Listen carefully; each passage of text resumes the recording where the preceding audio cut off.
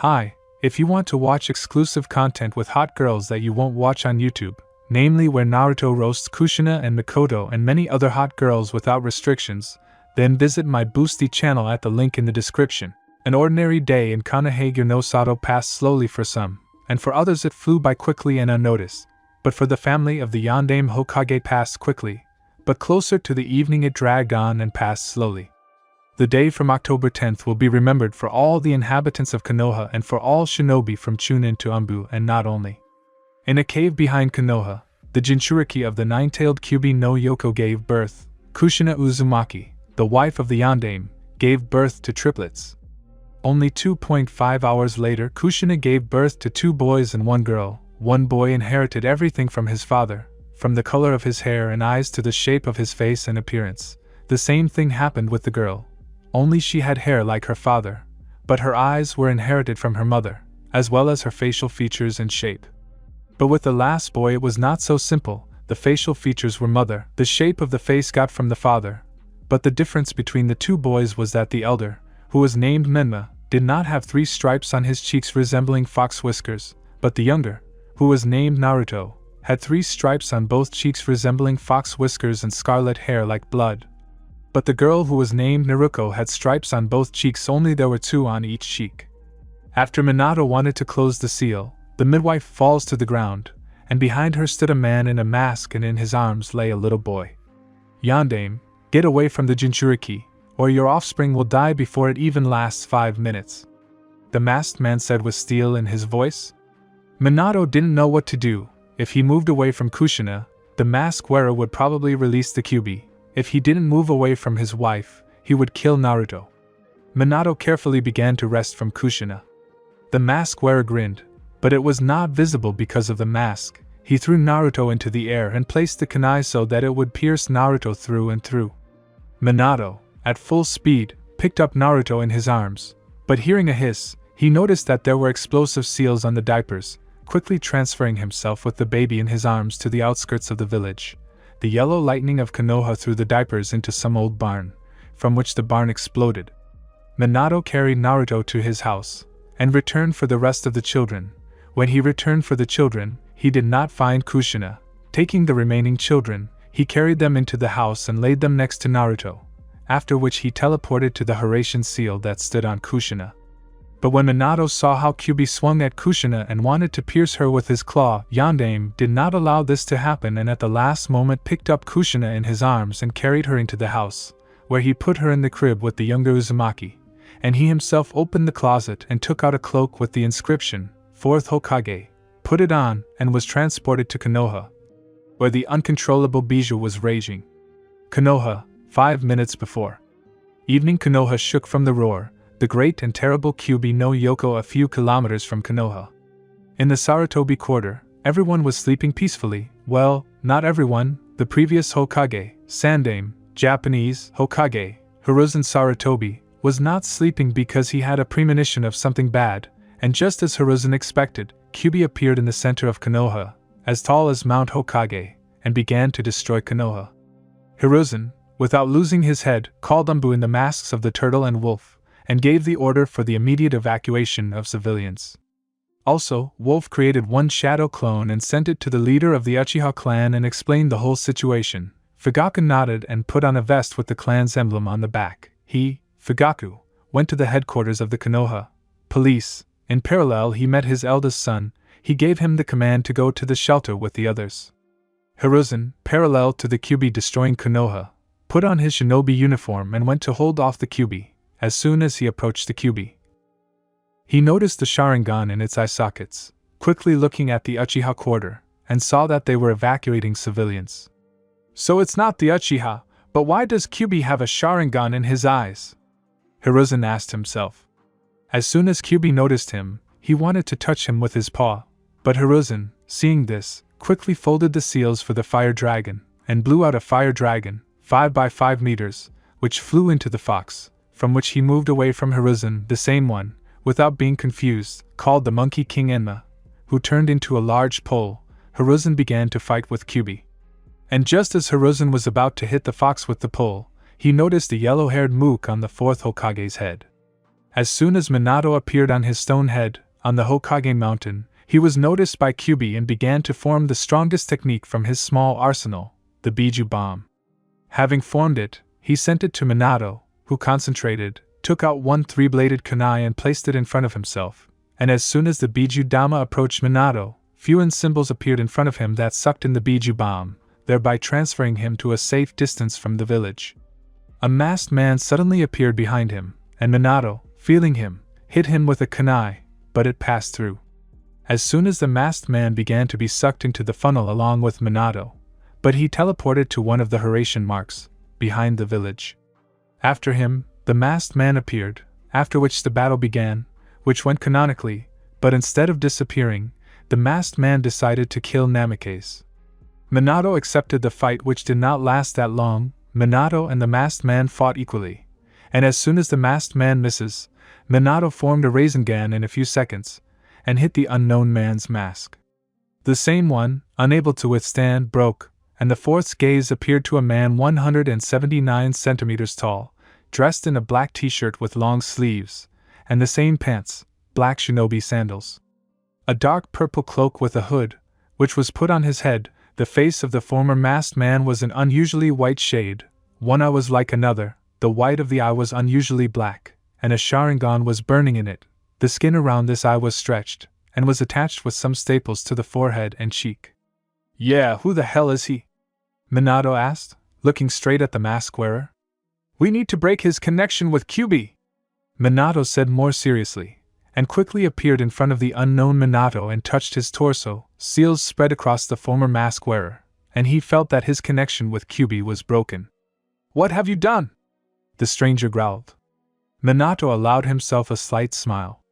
"The Kyuubi is no longer under your control," Namikaze said, and transferred himself back to Konoha.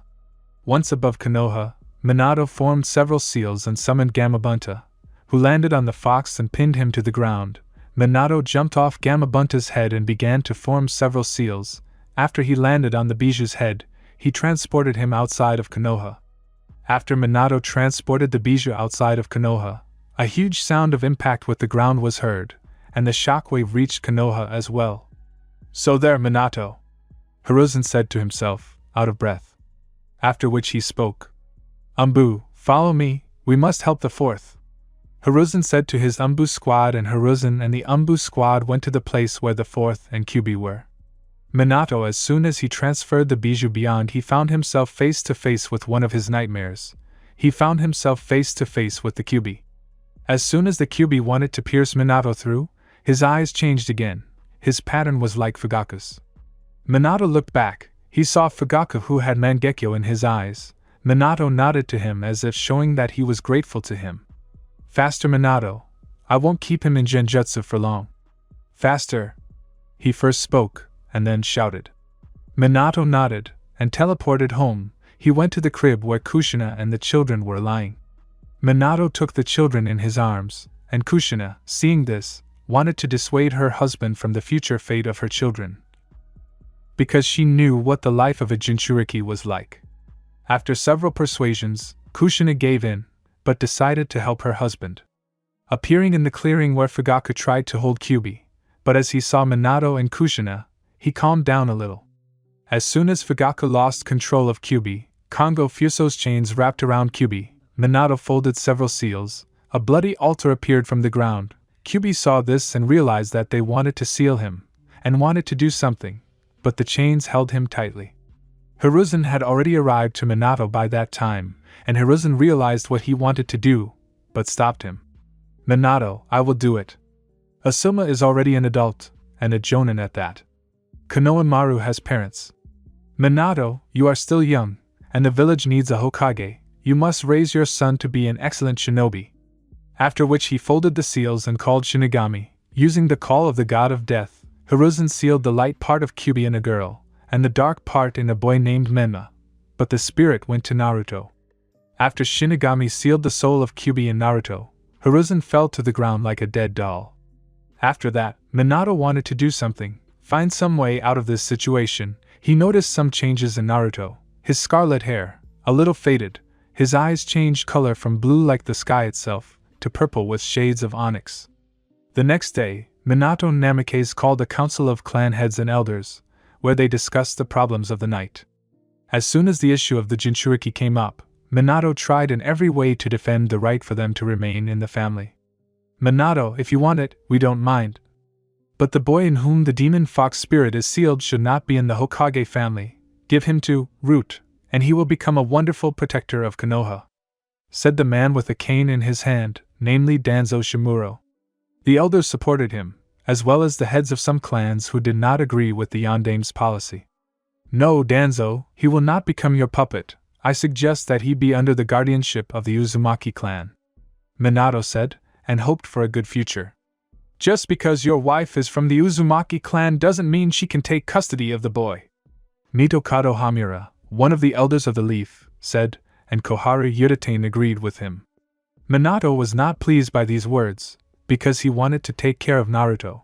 As soon as he wanted to say something, Danzo said something that shocked Minato. "Minato, either you give the boy with the soul of the bijou to the orphanage, or my people will take this child away from you by force," Danzo said seriously, and Minato didn't know what to do from these words. "Minato, if you give the boy with the soul of the bijou, then we will have certain conditions. No one will know that he is the bearer of the QB soul. No one will know about his lineage, and if someone tells, it will be punishable.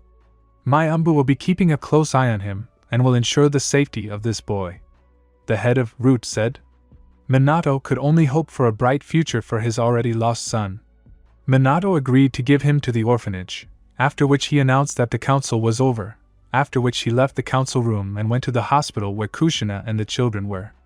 Having reached it, he entered the hospital building and found out in which room Kushina and the children were, and went there. Entering the room, his face took on a small smile, but after he looked at Naruto, the smile disappeared and sadness appeared. Kushina was unconscious until the moment Minato entered the room. "Minato, what happened?" Bloody Habanero asked, lying on the bed. Minato only said, "Sorry for not protecting Naruto." He walked up to Naruto and took him in his arms and teleported to the orphanage. Appearing in front of the orphanage, he placed Naruto on the threshold and knocked on the door and disappeared in a clap of lightning. The young teacher opened the door and saw the boy on the threshold, picked him up and seeing the note, carefully took the note in one hand and held the baby in the other hand. She read the note. Note: "His name is Naruto Uzumaki. Please take good care of him." The teacher entered the orphanage and then carried Naruto to the building where the babies were. -4 years have passed. Naruto was one of the teacher's favorites. They treated him with care. But this was the first 3 years, before someone spread a rumor that the soul of the demon fox was imprisoned in Naruto. After this rumor, the whole village hated the young Uzumaki. It was the same in the orphanage. They forgot to feed him, left him in the basement. Some daredevils beat the young Uzumaki. And then one day when Naruto woke up, the teacher came into his room. "Hey, demon, the director is calling you." The teacher growled, then slammed the door. Naruto slowly got out of bed. He got dressed and slowly walked to the director of the orphanage. Reaching him, he opened the door and saw the director of the orphanage. "Listen here, today is a great day. You get out of here, the Hokage is giving you an apartment," said a plump man in a black suit, looking at Naruto. He nodded and leaving the director's office, he went back, and taking his things, he went to the exit of the orphanage. Leaving the orphanage, he went to the Hokage, and walking along the street, contemptuous and angry looks were thrown at him. Having reached the residence with such looks, Naruto entered the residence and having gone up to the right floor, he approached the door with the inscription, Hokage, and having knocked, he entered the office, and saw the Hokage, well, more precisely, a huge stack of papers, and only behind it with a tired look was Minato. Having pushed aside the stack of papers, Minato saw Naruto, and smiled slightly. "Hello Naruto, why did you come?" Yellow Lightning asked, looking at Naruto with a small smile. "Well, they told me that you gave me an apartment," Naruto said, looking at the Hokage. Minato looked down and stared at one point, for about 5 minutes, then as if remembering something, he hit himself on the forehead. "Yes, exactly. Right now," Yandame said, then opened the drawer and took out the keys, then handed them to Naruto. "And also Hokage-sama, where is he?" Naruto asked, after which Minato took out a small piece of paper and took out a pen. He wrote the address, after which he said, "Raven," after which an umbu in a raven mask appeared in the office. "Your name was Hokage-sama?" the umbu asked, kneeling in front of the kage. Minato nodded. "Yes, take this boy to this address," Minato said, handing over the paper with the address. The umbu just nodded and he and Naruto left the Hokage's residence. They walked along the streets of Konoha. Naruto tried his best to start a conversation, but the umbu walked quietly as if he was not alive at all. Having reached the right address, they entered the apartment. Before the umbu disappeared, he said only one thing. "The food in the fridge will last for about a month," said the umbu, and disappeared into a whirlwind of leaves. Naruto entered the apartment, first cleaned it up, then fell onto the bed and fell asleep, and he slept until the next day. The next day Naruto woke up, washed himself, brushed his teeth, and wanted to cook something. But here's the problem, he didn't know how to cook. As soon as he wanted to do something, there was a knock on his door. Naruto went to the door and opened it. He saw a girl about 14 years old, 170 centimeters tall, black long hair and a ponytail at the back and eyes of the same color. She was wearing a black t-shirt and pants of the same color, dark blue shinobi sandals. "Does Uzumaki Naruto live here?" the girl asked, looking at the only boy in the entire apartment. "Yes, here, and who will you be?" Uzumaki answered his question with a question. "I am Uchiha Itachi, and you, as I understand it, are Naruto," said the Uchiha, and Uzumaki only nodded affirmatively. "Well, since you're here to see me, then come in," Naruto said and moved to the right of the door, allowing the girl to enter the Uzumaki's modest dwellings. Entering the Uchiha's apartment, she looked around and only sighed. "Listen, Naruto, do you mind if we are friends?" Uchiha asked, and Uzumaki smiled brightly and nodded in response. "Listen, Itachi, could you cook me something?" Uzumaki asked, embarrassed by his shame and looking at the floor. Uchiha, looking at this, smiled and nodded. She went to a small kitchen and began to cook scrambled eggs with bacon.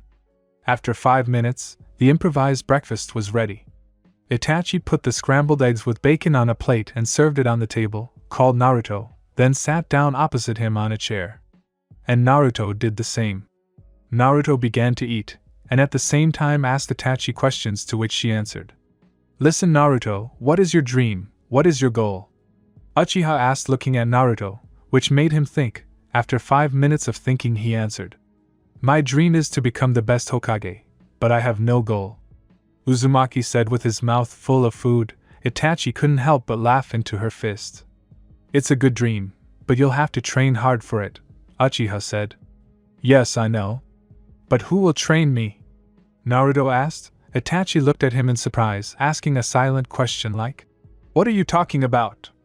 "Well, it's just that recently I was called a demon, or a demonic offspring," Naruto said sadly. Itachi sat quietly listening. "What if I help you in training, and my younger sister and best friend will be with me?" Uchiha said after some minutes of thought. And Naruto perked up. "Thank you?" Naruto said the only thing, and Itachi just smiled. "There's nothing to be thankful for yet," Uchiha noted and continued. "First you will be trained by my friend. First it will be theory, then physical training, and only after that there will be training with chakra manipulation."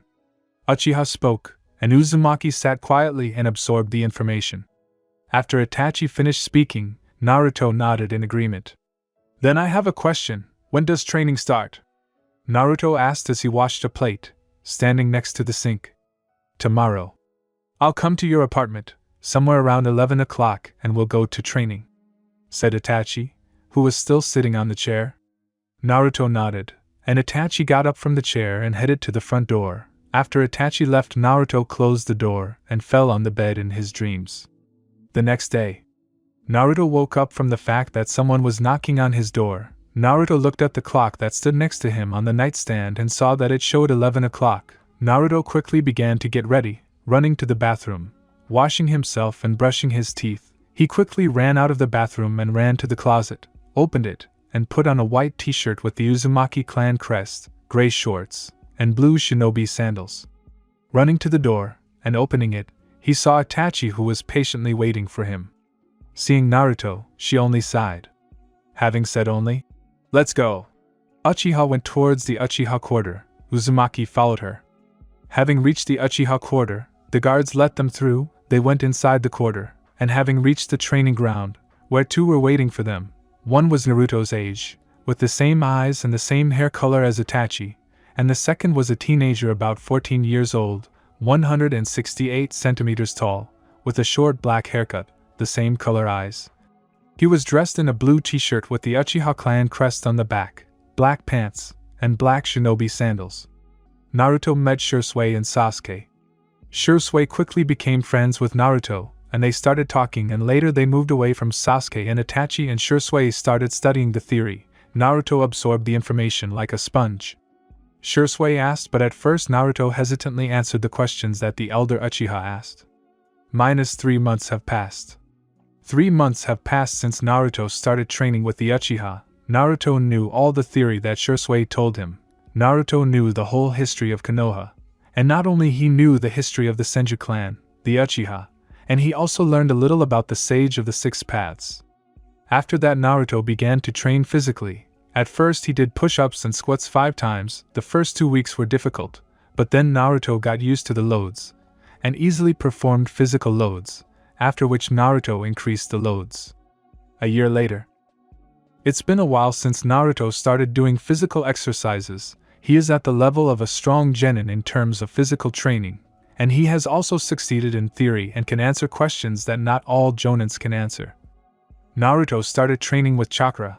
First he needs to awaken the chakra center. It took 3 months. After awakening the chakra center, Naruto started manipulating it. His chakra center is larger than some jonin because of the Uzumaki blood, and also a small part of the Kyuubi. Naruto also once met a certain Shin Uchiha. Flashback 5 months ago. Naruto, after another training, was walking around Konoha. He was used to contemptuous looks and hateful ones too. He went to the river and sat down on a small ledge next to the river, and coming up to it, and sitting on it, he plunged into his thoughts. As someone sat down next to him. "Hey, Uzumaki Naruto, right?" a man unknown to Naruto asked. Naruto broke away from his thoughts and looked at him questioningly. "Calm down, I'm Shin Uchiha. I'll be glad to meet you," said a certain Uchiha Shin, looking at Naruto under the hood. Yeah? Me too," Uzumaki said, a little shocked. After which Shin stood up and started to leave. Moving away a short distance, he said, "One day we will fight to the death, Uzumaki Naruto. You will need strength to win. You will also need hatred that you do not have. You are pathetic," Shin said, standing with his back to Naruto. He looked at Shin in surprise. He looked at Naruto from behind, activating the Sharingan and enclosing him in Genjutsu, where Naruto was torn apart, killed, dismembered, but Shin said the same thing. "Run, cling to your pathetic life. I could kill you right now, but to kill such a pathetic boy, it would be low for me," Shin spoke in Genjutsu. After dispelling it, Naruto passed out. Subconscious. Naruto woke up in the water, although he was sure that he fell on the ground. Getting up from the water that reached his boats, he felt a barely noticeable warmth in the central corridor. Naruto decided to go there, reaching the end of the corridor, where he came out into a large room, and in the middle there was a cage with the kanji seal in the middle of the cage. Stopping in front of the cage, he asked a logical question. "Is there anyone here?" He asked the only question that came to the scarlet-haired Uzumaki's mind. Instead of an answer, 2 scarlet eyes with vertical pupils lit up in the darkness. "So this is what my jailer looks like. How pathetic you are," a voice said in the darkness. After which the darkness cleared and a translucent image of the fox appeared before Naruto. Naruto fell on his butt in surprise. "So you're still a child. You're weak. That Uchiha is right, you'll fight to the death one day," Kyuubi said. "What do you mean?" Naruto asked, and Kyuubi just laughed. After which he threw Naruto out of the subconscious. "Here are 5 pages for you, I hope you like them. Leave comments and suggest your ideas, we still need an asset. Also, a schedule was made of when the FF will come out. It will come out either the next day, and if it does not come out the next day, it will come out the day after. I hope for your understanding because the plot still needs some finishing touches." "What are you talking about?" the scarlet-haired man asked, and Kyuubi wanted to say something, but before he could say anything, he was interrupted.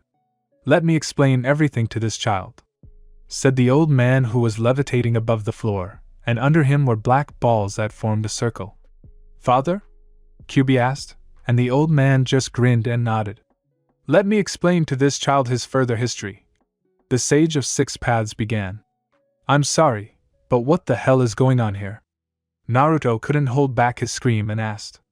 After Naruto's scream, Kyubi covered his ears with his paws, and Hagoromo just closed his eyes from the sound. As I see, you have already met my son, Kurama, right? Hagoromo asked. Met someone, excuse me? Naruto asked, looking from the white-skinned old man to the transparent Kyubi on the floor. It's me! Kyubi shouted, and Naruto just looked down. Then looked at Kurama and mentally apologizing, he just nodded and accepted the apology. So, let me continue, the sage said, and continued. The story begins long before the history of the hidden villages.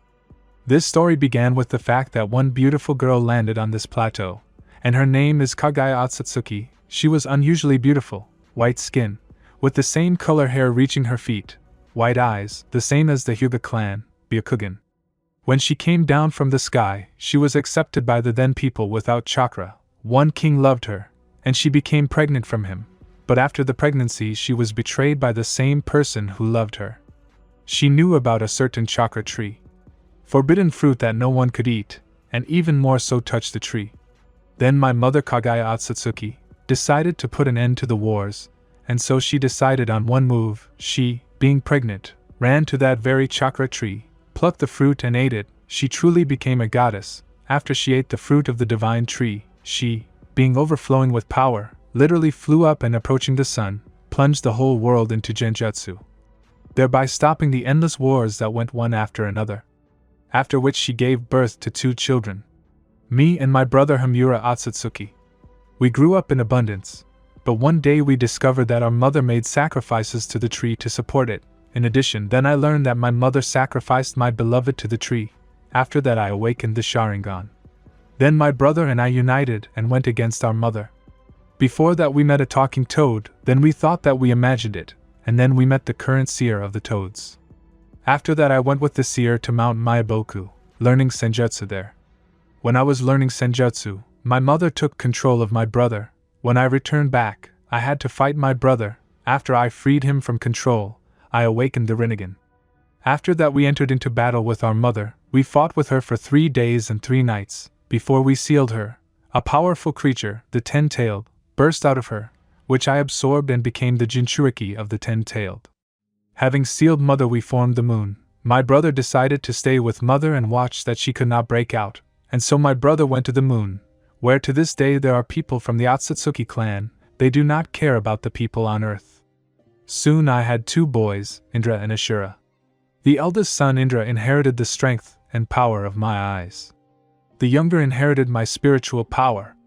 The eldest son Indra thought that only the strong can rule the world, and the weak will only get in the way.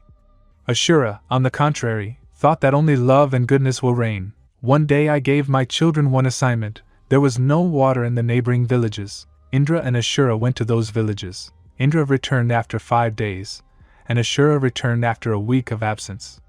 Indra told how he used genjutsu to force people to get water for themselves. Ashura helped the inhabitants of that village use chakra, and helped them get water.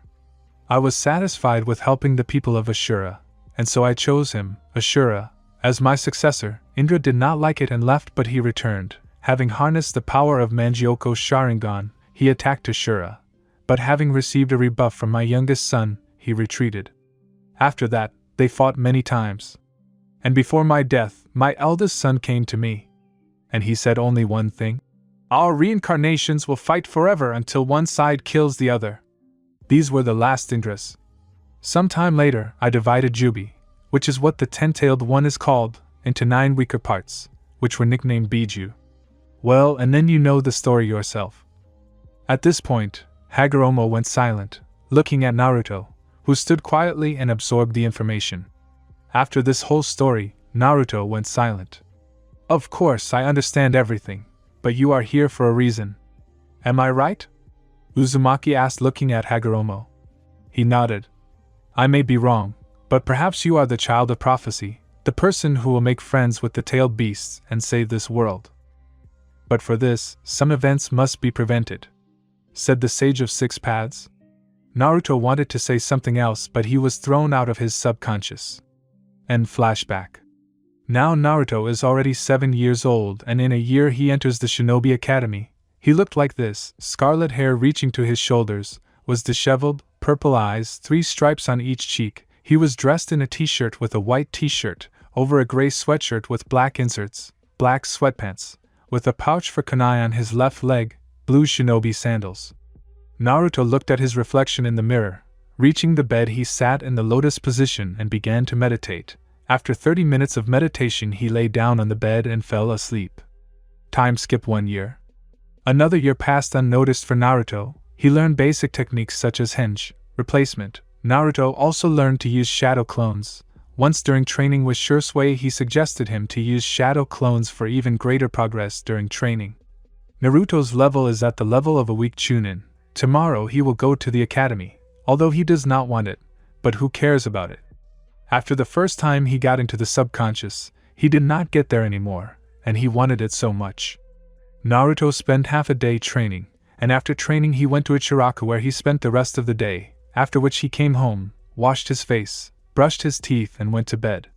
The next day, Naruto woke up from the sound of the alarm clock, which showed 7 o'clock. Naruto lazily stretched and yawned, reluctantly got up and trudged to the bathroom, where he brushed his teeth, washed his face, and went to the closet where he put on a black t-shirt, a gray sweatshirt, white sweatpants, black sandals. Looking at the clock, it showed 7:40. Leaving the house, and closing the door, Naruto slowly trudged to the academy.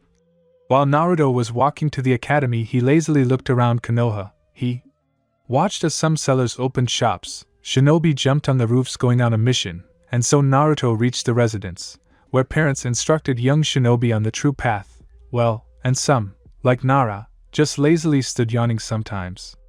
Naruto decided to stand aside from all this pandemonium. Naruto stood aside, leaning against the wall that served as a kind of partition between the academy and Konoha.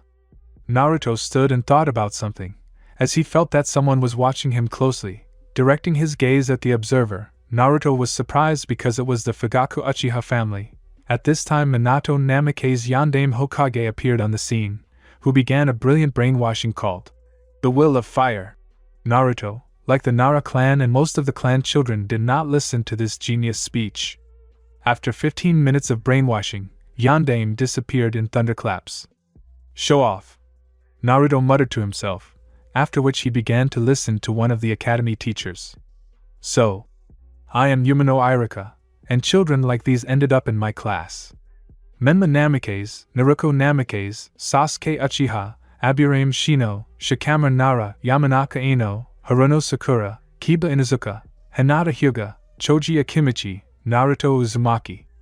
A middle-aged man with a Chunin vest announced the list, and a distinctive feature was the scar on the bridge of his nose. I won't describe Irika because you know what he looked like.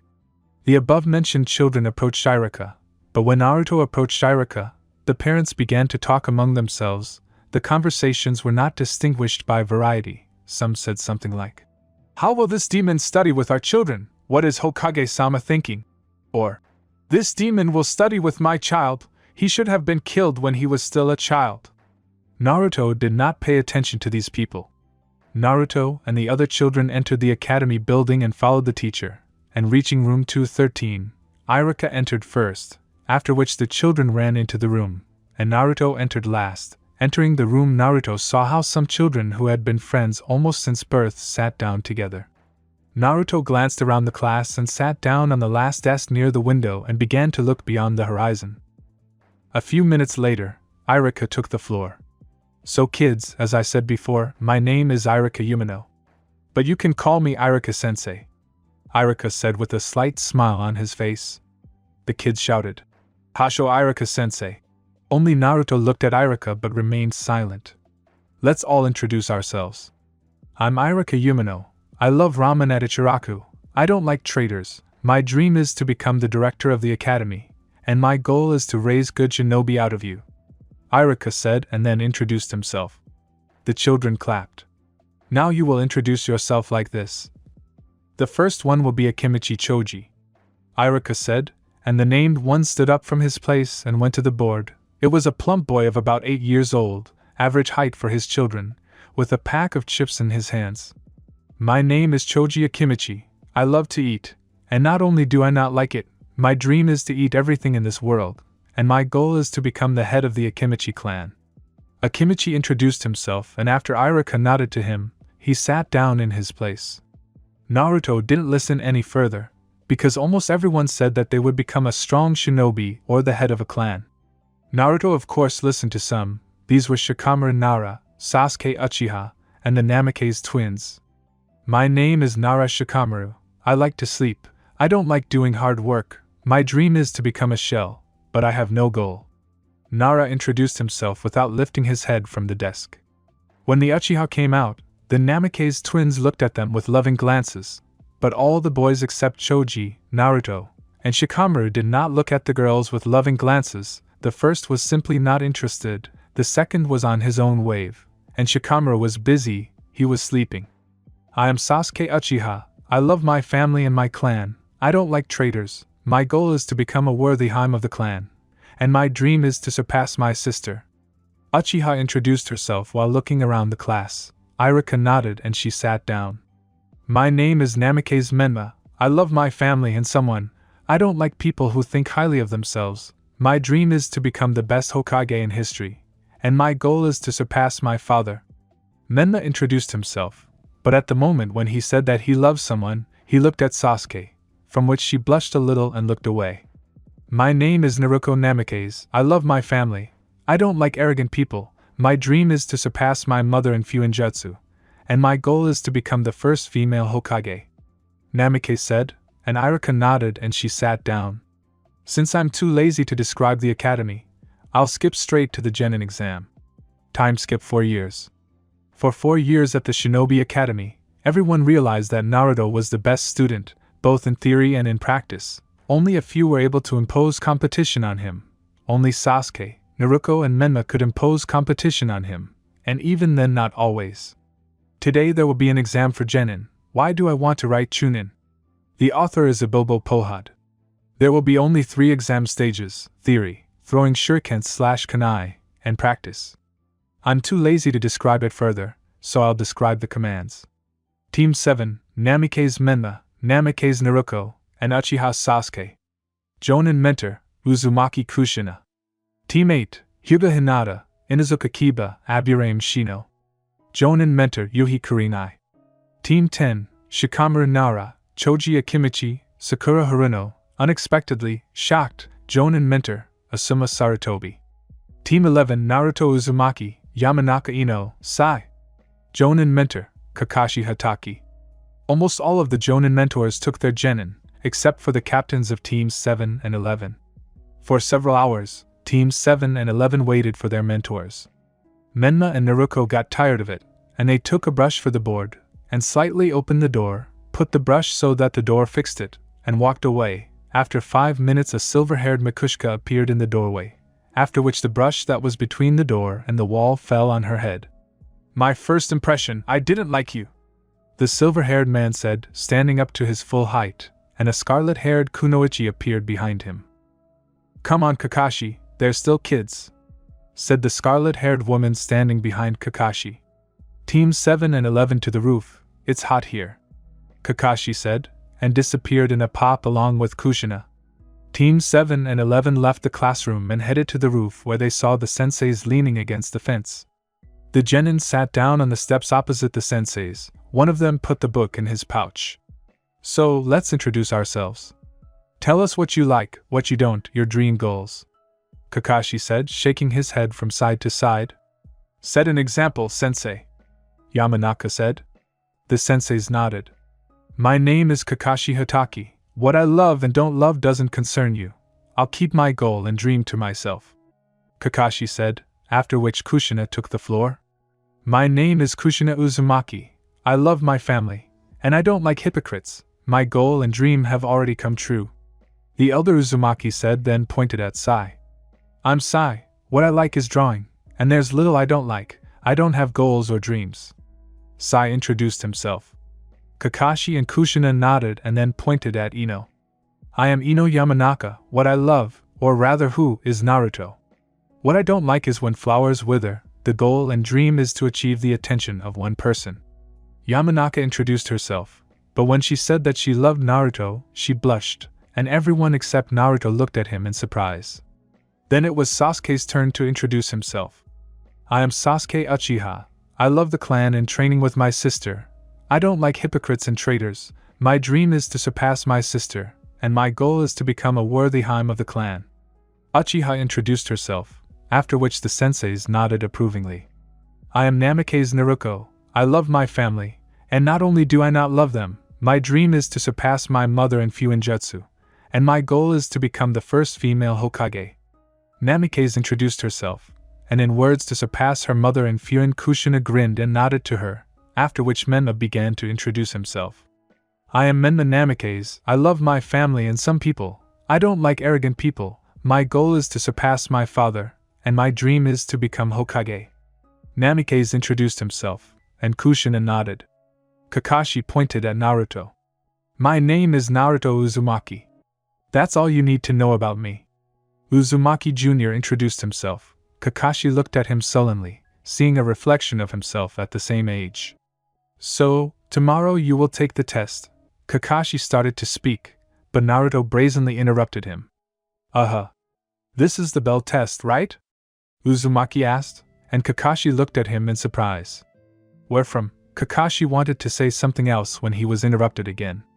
That's elementary. There should be 3 genin and 1 jonin in a team. You wanted to check our teamwork, but there won't be any here. Look at our team. One is sitting quietly, the other is flying in the clouds, and I don't care about them. Team 7 is not much different. 2 lovebirds and 1 dreamer. What kind of teamwork is that? Naruto said, and at the end asked a question, raising an eyebrow. And besides, you've already looked through our dossier, so you know the level of our forces. Naruto added and walked to the edge of the roof, and jumping over the fence, landed on a tree branch, and jumping off it, went home. The jonins and genins stood speechless because they were shocked. He's very reasonable and straightforward. It'll be difficult with him, Kakashi said to himself. I went a bit overboard, but I think 7 pages will be more than enough for you, and I'll rest a bit. In a few hours I'll write another part. I think it will be just as big, definitely 5 pages. Also, don't forget that you can suggest your idea, and I can implement it. After this incident, Kakashi and Kushina told their teams to be at the Hokage's residence at 10 o'clock tomorrow, after which everyone went their separate ways. Kakashi, after everyone had gone, found out where Naruto lived and went to his house. When he reached the Uzumaki's house, he knocked. After 5 minutes the door creaked open, and Naruto was standing in the doorway. Did you want something, Kakashi-sensei? Uzumaki asked, looking at Kakashi questioningly. Yes, Naruto, I wanted to tell you that you should come to the Hokage's residence tomorrow at 10 o'clock, the team will be there. Hatake said and wanted to leave when Naruto called out to him. Sensei, can you train me? Naruto asked looking at Kakashi. Looking at Naruto, the silver-haired sighed and nodded to him, after which Naruto left the apartment, closed the door, and they headed to training ground number 7. At the training ground. Having reached the training ground, Kakashi stopped in the middle of the training ground, and Naruto stopped behind him. Kakashi turned 180 degrees and looked at Naruto. Well, Naruto, tell me what you can do. Hatake began to speak. Naruto sighed. Sensei, you've read and seen my file, so why are you asking? Uzumaki asked, and Hatake just smiled and nodded at him.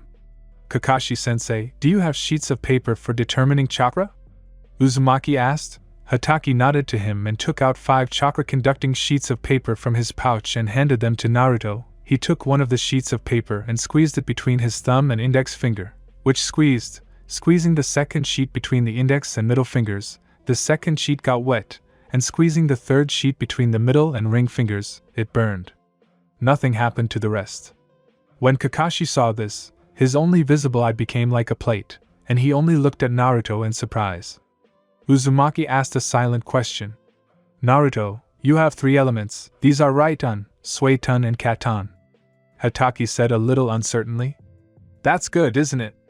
Naruto asked, and Hatake just nodded. I can help you with Raitan Suitan, but let's wait with Katan. I'll make a deal with one person who is good at the element of fire, okay? Hataki asked, and Uzumaki nodded in satisfaction. When will training begin? Uzumaki asked, and Hataki only answered, yes, right now. Hataki said, after which he began to command Naruto, which Naruto carried out successfully, and then Kakashi gave him one leaf of the tree and told him to use chakra to compress the leaf. Naruto grinned and created a couple of shadow clones who also tore off 5 leaves from the tree, and also compressed it.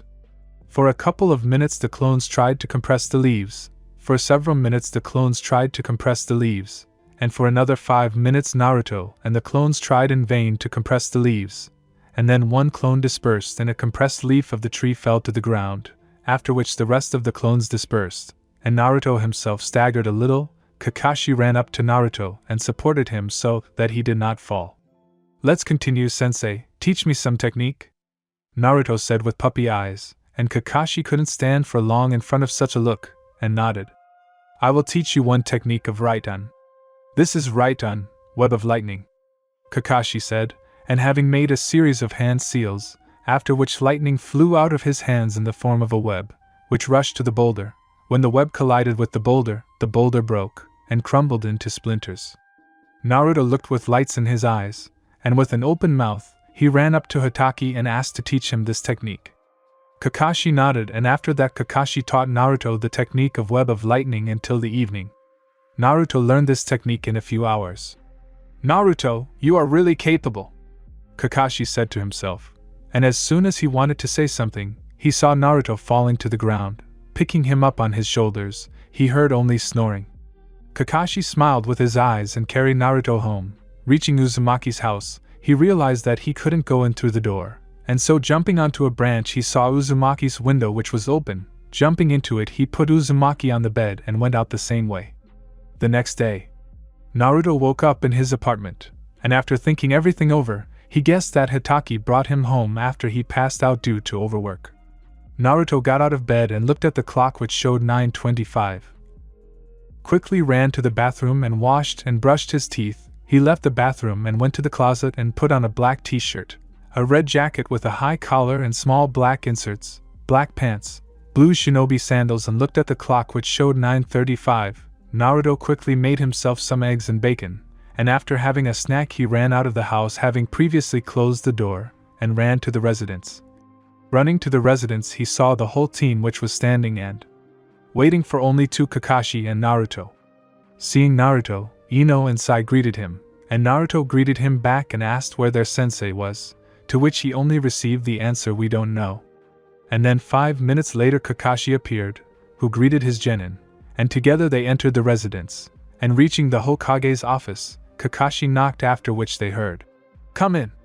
Entering the Hokage's office, they saw an ordinary office, but on the table there was a pile of papers that blocked the view of the Hokage. Minato pushed the papers aside, and smiled a tired smile. "Hokage-sama, you should take a rest, a day or 2 off," Kakashi said. Looking at the tired Minato, he nodded, then took out a scroll with a D-rank mission to catch the daimyo's wife's cat. "Hokage-sama, how will we gain experience in battle if we catch cats?" The only kunoichi in the team asked. Kakashi just remained silent, but it was clear that he sighed. "Ino, you should understand that you are genin, D-rank missions are for genin. This will help you get to know each other better, and also improve teamwork," Yandame explained. After that Ino thought about the whole situation and simply nodded, after which Team 11 accepted the mission and went to the approximate location of the cat, arriving at the place, and it was a small clearing with a lake and several trees. Team 11 began to look for the cat while Hataki was responsible for the most important part of the task, lying under a tree and reading a book. The genin were looking for the cat for several minutes, after which Sai noticed that she was sitting on one of the tree branches. Telling the team about this, they began to come up with a plan. After 5 minutes of thinking the plan was ready, Naruto and Sai distracted the cat, after which Ino will catch him and that's it, the mission is ready. But no matter, Naruto and Sai distracted the cat, and Ino tried to catch it, but it dodged and escaped from Yamanaka in every possible way. Ino was ready to boil with rage, and break down and use the clan technique, but Naruto and Sai, after several million persuasions, Ino finally calmed down, and until the end of the evening, Team 11, or rather the genins, caught the cat. All scratched and with small wounds from the cat's claws, they reached the Hokage's residence, and gave the cat to its owner, after which they went to lick their wounds. -3 weeks later. Team 11 stood in front of the Hokage, who was looking at the scrolls with the D-rank missions, and having found a suitable one, he hands over the folder with the mission. As soon as Kakashi wanted to accept the mission and take the folder, the quietest person in the team in front of Naruto spoke up, namely Sai. "Hokage-sama, we've been doing D-rank missions for 3 weeks now. I think we have good teamwork, and if you don't mind, could you give us a C-rank mission?" Sai asked, and the genin nodded. Minato smiled. "And I was wondering when your patience would run out," Minato said with a slight smile on his face. The genins just looked at him in surprise. Kakashi smiled with his eye. "The thing is, all genin are eager to take on C-rank missions, but before that they have to go through D-rank missions. Most genin couldn't last even 2 weeks, but you lasted 3 weeks. I remember one team of genin carried out D-rank missions for 2 months," Minato said, still smiling. "I see." Naruto, who had been silent until now, said. After that, Minato became more serious. "I'll be brief. Team 7 recently went on a C-rank mission, but it's at least A rank. They were attacked twice. One was by B-rank missing Nin Gozu and Meizu. After successfully repelling the attack, they were attacked by an S-rank missing Nin, one of the 7 swordsmen of the Mist Zabuza Momochi. Since you're the only team available right now, leave immediately." Minato explained the situation. Kakashi immediately became serious. "Team 11, be at the gates of Konoha in 10 minutes. Kakashi said in a commanding tone. The genin nodded and went their separate ways. In 10 minutes everyone was at the main gates of Konoha, and set off, going along the upper paths. They got there in half a day. Having reached the land of waves, they found out where Tazuna's house was, and approaching it, Kakashi knocked. A few seconds later the door was opened by a young woman of about 20 to 25 years old, of average height for such an age. "Are you help from Konoha?" the woman asked, and Kakashi nodded. "I am Kakashi Hataki. This is Yamanaka Ino, Sai, and Naruto Uzumaki." Hataki introduced himself, then pointed at the genin one by one and called out their names. "Come inside." "My name is Tsunami," the girl said, letting the shinobi inside. Entering the house, the shinobi saw the bridge builder's family sitting at the dinner table, and Team 7, having lunch. The teams exchanged greetings, after which they joined the meal.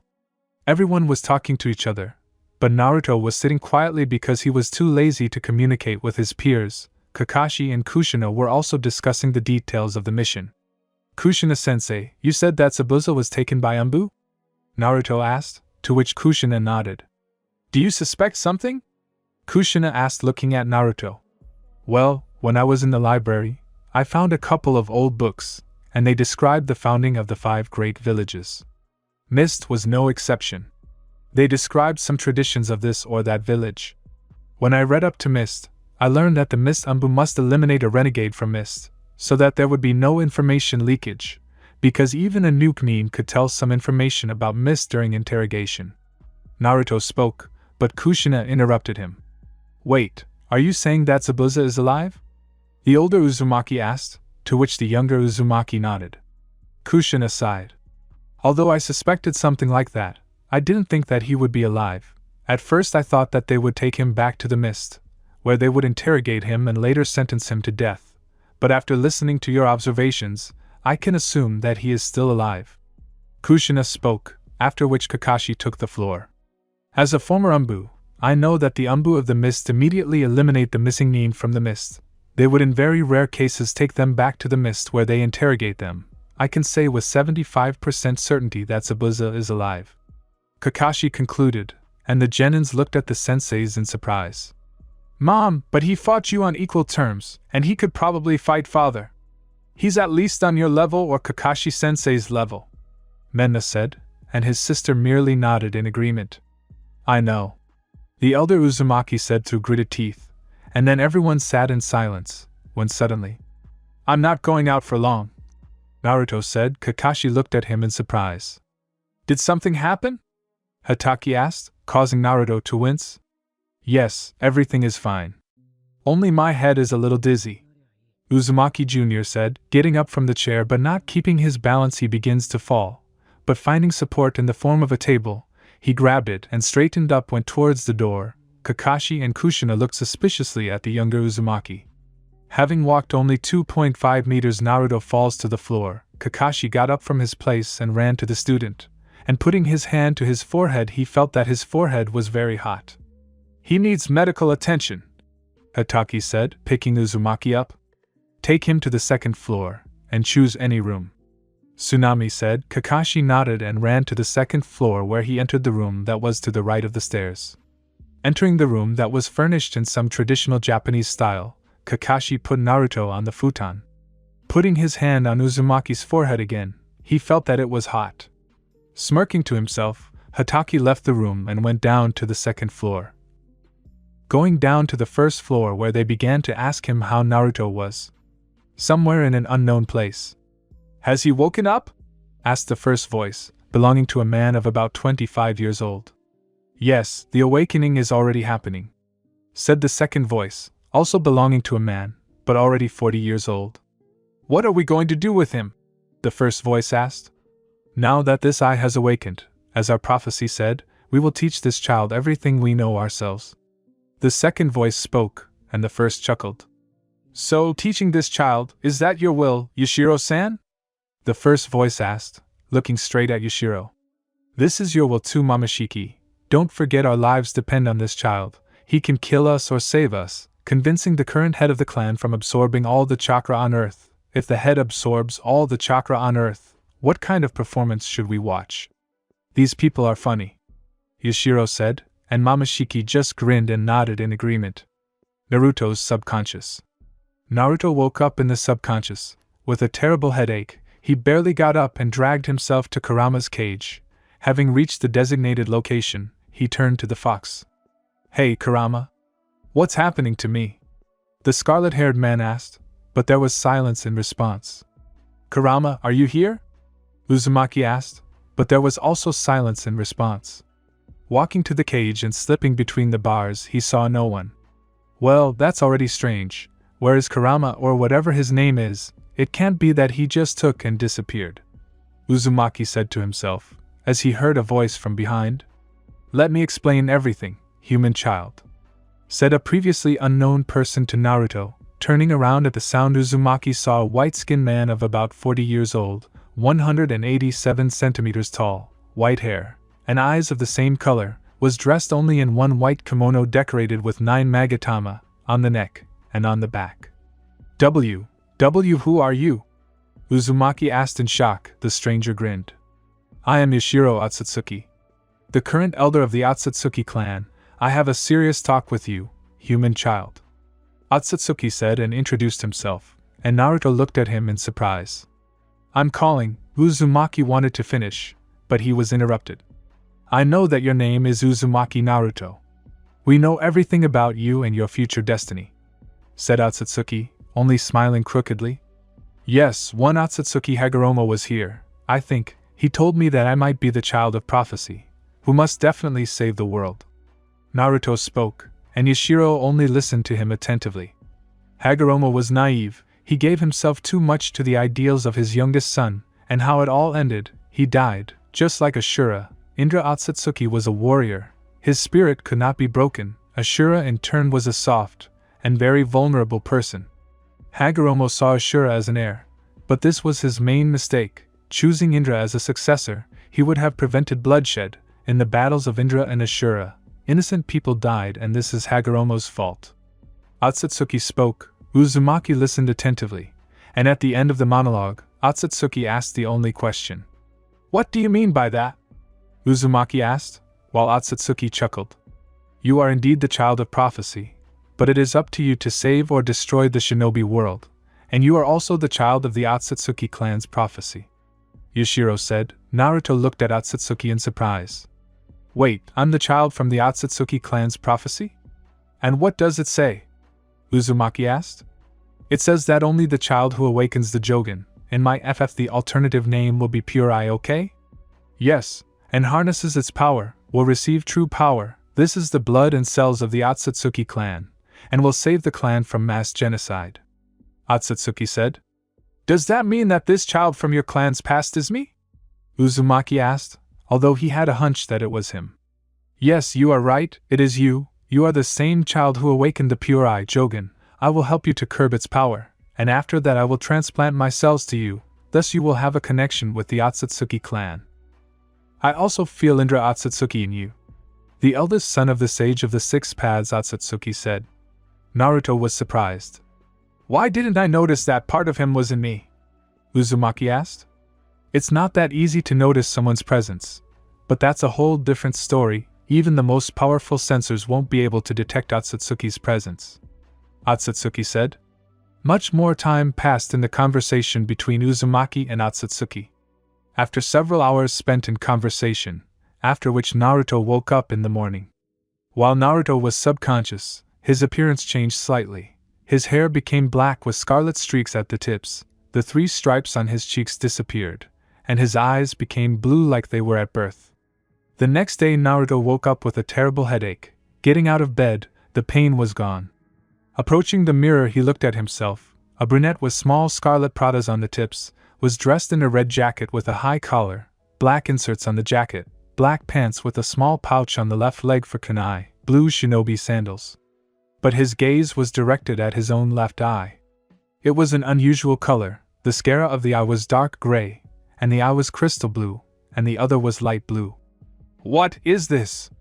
Naruto asked himself. He expected that no one would answer him, but this is Jogen, Naruto, this eye holds many secrets. Yashiro answered, causing Naruto to open his eyes and stand in shock for a few seconds. Yashiro? Uzumaki asked, and Otsutsuki just laughed out loud. Laughing, he only said, Yes. Naruto just left the house and heard a child's cry.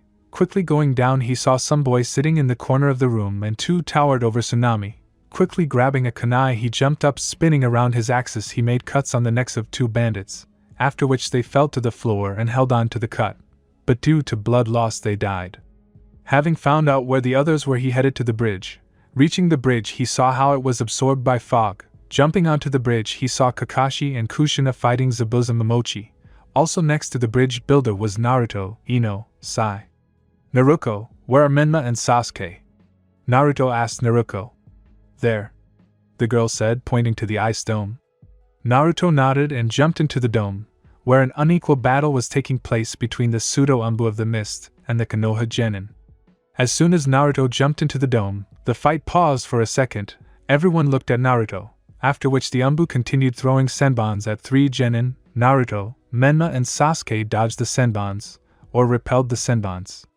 Here is another dodge from Naruto, Sasuke and Menma falls onto the bridge. Sasuke wanted to cover him with himself, but Naruto was faster and repelled the senbons with a kunai that he took out of his pouch.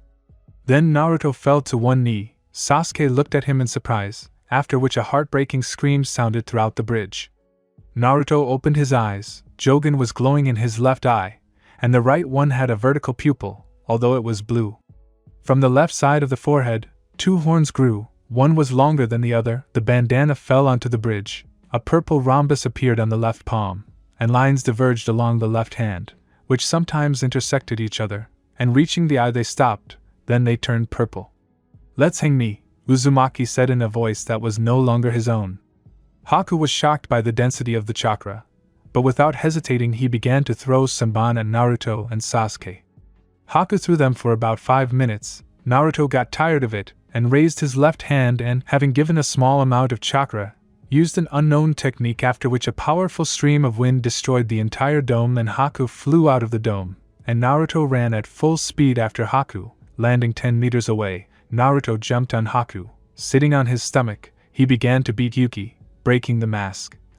Naruto did not stop, and after 5 minutes Yuki's face looked like a cutlet, although Haku asked for mercy. Naruto did not stop, after which Naruto pierced Yuki's chest and pierced the heart, from which Haku died. Zabuza, seeing this picture, could not hold back and released all the bloodlust, from which Naruto only turned to Zabuza and smiled a maniac smile, and getting up from the dead Yuki, looked at Zabuza smiling a maniacal smile, from which Zabuza sweated a little. Fighting off the attacks of the Jonin, Naruto with the same smile at full speed went to Zabuza. After a dash Naruto was at Zabuza, and began a fight with him. Of course, Zabuza was superior to Naruto because of combat experience, and all that. After 10 minutes, Naruto jumped away from Zabuza. Jumping away from Zabuza, Naruto only smiled crookedly, and a blade grew from his left hand, and Naruto, already like a madman, attacked Zabuza. At speed, Naruto tried to break through Zabuza's defense, and only after 20 minutes of fighting in taijutsu, Naruto found a gap in the swordsman's defense, and created a clone that fought Zabuza for 5 minutes. Having destroyed Naruto's clone, Zabuza opened up and Naruto took advantage of the moment to strike the swordsman in the side with his blade. Zabuza jumped away from Uzumaki, holding himself on his side. "You're a good boy," Zabuza said, coughing up blood. Naruto chuckled. Naruto wanted to do something else, as he was wrapped in the chains of Kongo Fuso, suppressing the alien force. Kakashi used the call of dogs that immobilized the swordsman. Kakashi formed a Chidori that pierced the swordsman's heart. After that, Gato appeared on the bridge with his bandits. By that time, Naruto broke free from Kushina's chains and looked at Gato and his gang. Naruto cracked his knuckles on his hands and neck and began to cut out Gato's mercenaries at full speed, after which he remained in front of Gato, and behind him lay about 100 of Gato's mercenaries, some with their heads cut off, some with their stomachs ripped open, some with their throats cut. Gato begged for mercy, saying that he would give me everything I wanted. "What I want you can't give me," Naruto said, after which he held his left hand in front of Gato's head, and said only one thing. "Golden Wheel Explosion!" After which a huge golden explosion burst out of Naruto's hand, wiping Gato off the face of the earth, and also part of the bridge. "Demon!" all the genin said, and the jonins just looked at Naruto in shock. "Demon! You always called me that, never tried to get to know me better. Why would you do that? You are the children of the great clans, so why would you talk to an orphan who lived alone from the very beginning, huh?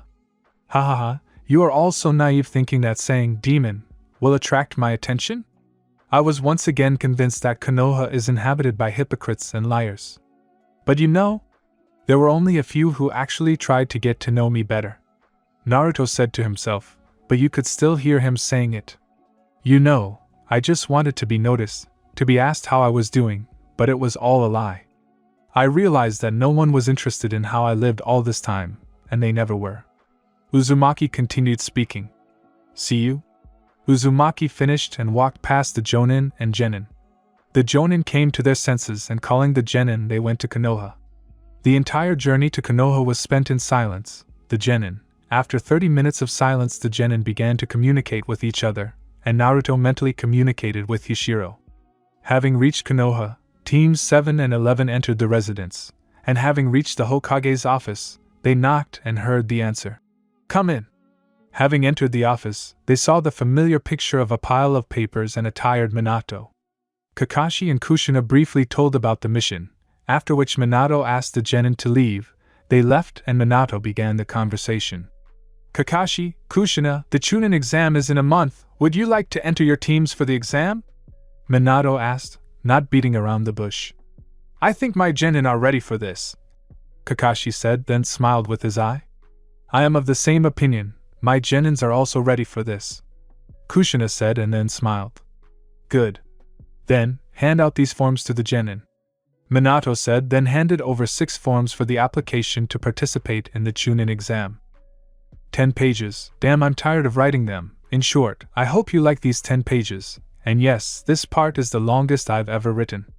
When Teams 7 and 11 left the residence, they started a dialogue. Everyone asked Naruto about the power that he used on the bridge, but Naruto himself did not know what it was, so he did not answer. "Hey, Team 7 and 11, let's go somewhere together?" Menma asked, turning to everyone. Everyone turned their attention to him. "Yes. Let's go somewhere together and get to know each other even better," Namikaze shouted, causing everyone to wince. "I don't mind," Uchiha said briefly. "I don't mind either," Yamanaka said. "I'm with you," Sai said with a slight smile. Everyone looked at Naruto, who was thinking about something. "Naruto," Yamanaka called out to her teammate, which brought him to his senses. "No, I have things to do," Uzumaki said as if cutting him off, and tried to move away when Namikaze took him by the hand. "Don't be on your own, come with us," Namikaze said, grabbing Uzumaki's hand. Naruto stopped but still had his back to Team 7 and 11. Don't be on your own. It's easy for you to say that. I'd been alone since birth. My parents abandoned me as if I were some kind of monster, although I wouldn't be surprised if that's true. Maybe someday I'll accept your offer, but definitely not now. Uzumaki spoke and finally pulled his hand out of Namake's grip and went in his own direction. The sad Namikaze turned to everyone and walked towards everyone with a sad look. Seeing his sister disappointed, Menma couldn't hold back. Uzumaki, stop!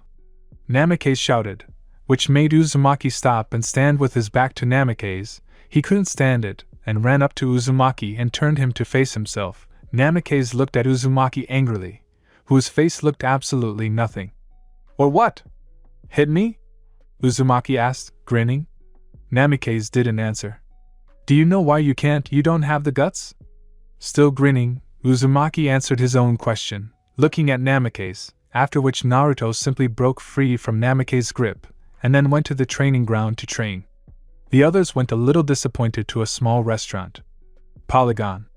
Naruto. After doing physical training, Naruto went to the pole and started practicing punches, and after 10 minutes Naruto put a large amount of chakra into his fist and hit the pole with all his might, causing the pole to fly out of its place, and Naruto looked at the result. Feeling someone behind him, he turned around and saw a black humanoid, dressed in a black cloak with red clouds. Who are you? Uzumaki asked, looking angrily at the stranger. Calm down, Uzumaki. Naruto, I am not your enemy. The stranger answered calmly and with a slight mockery. How do you know my name? Uzumaki asked, and the stranger just grinned. I am Black Setsu, or Kurozetsu, call me whatever you want. Setsu introduced himself. How can I trust you? And can I even? Uzumaki asked. Of course you can trust me, but do you have any reason not to trust me? Setsu said. I can give you a present if you want, the human-like creature said, smiling. And what is it? Uzumaki asked. Instead of answering, he saw Setsu approaching him and touching his left hand where the purple diamond was. Having done some manipulations with his hand, Setsu moved away and Naruto stared at his hand, but the diamond was gone. How? That was the only thing Uzumaki asked, and Setsu was still smiling. It's a long story. I also weakened you a little with this action, but this effect will wear off in a few minutes. Setsu explained as best he could, after which Naruto still looked at him in surprise. A second later, Naruto felt weak, but after 5 minutes there was no weakness. And yes, good luck Uzumaki. Naruto, said the creature as he sank underground, leaving behind a scroll with Suiton techniques. And how did he do it? Uzumaki asked himself. After that, he went to the place where Setsu was and picked up a decent-sized scroll, and opening it, he began to study some techniques. Evening of the same day. Naruto sat under a tree and rested. He was out of breath. And Naruto was pleased with himself, because he learned at least 2 but pretty good water techniques, such as a water wall and a water jet. Naruto barely got up and trudged home. He got there without incident, and entering the house and closing the tree, he lay down on the bed without undressing and fell asleep. The next day, Naruto woke up from a knock on the door, looked at the table clock, which showed 11:30. Getting out of bed, Uzumaki went to the door and opening it saw Kakashi, who was knocking on the door with one hand, and with the other hand holding the book. Come Paradise. Sensei? Uzumaki asked, yawning. Kakashi, hearing that they were addressing him, put the book in his pouch. Get ready, the team is waiting only for us. I give you 5 minutes to get ready. Hatake said in a commanding tone. Uzumaki nodded and closed the door, and exactly 5 minutes later Naruto opened the door, and nodding to Kakashi, they went to the training ground. Reaching training ground 11 in 10 minutes, they saw the rest of the genin. Sensei, why are you late? Yamanaka asked immediately, and Sai just nodded. Calm down, calm down. I woke him up, Hatake said, raising his hands in a gesture of reconciliation, and then pointed at Naruto. Sai only smiled a little, and Ino was angry, but later calmed down. So why did you call us sensei? Asked the calmest person in the team after Naruto, namely Sai. I recommended you for the Chunin exam, Hatake said with a smile on his face. Tell me, sensei, you just want to get rid of us as quickly as possible, right? Uzumaki asked, looking intently at Hatake. Kakashi's only open eye became like a saucer. No, of course not, I'd become attached to you, Hatake said with a smile on his face. One of the genin's eyebrows twitched. And how does he do it? All the genins asked themselves. The first stage will be theory. It will take place at the academy in room number 301.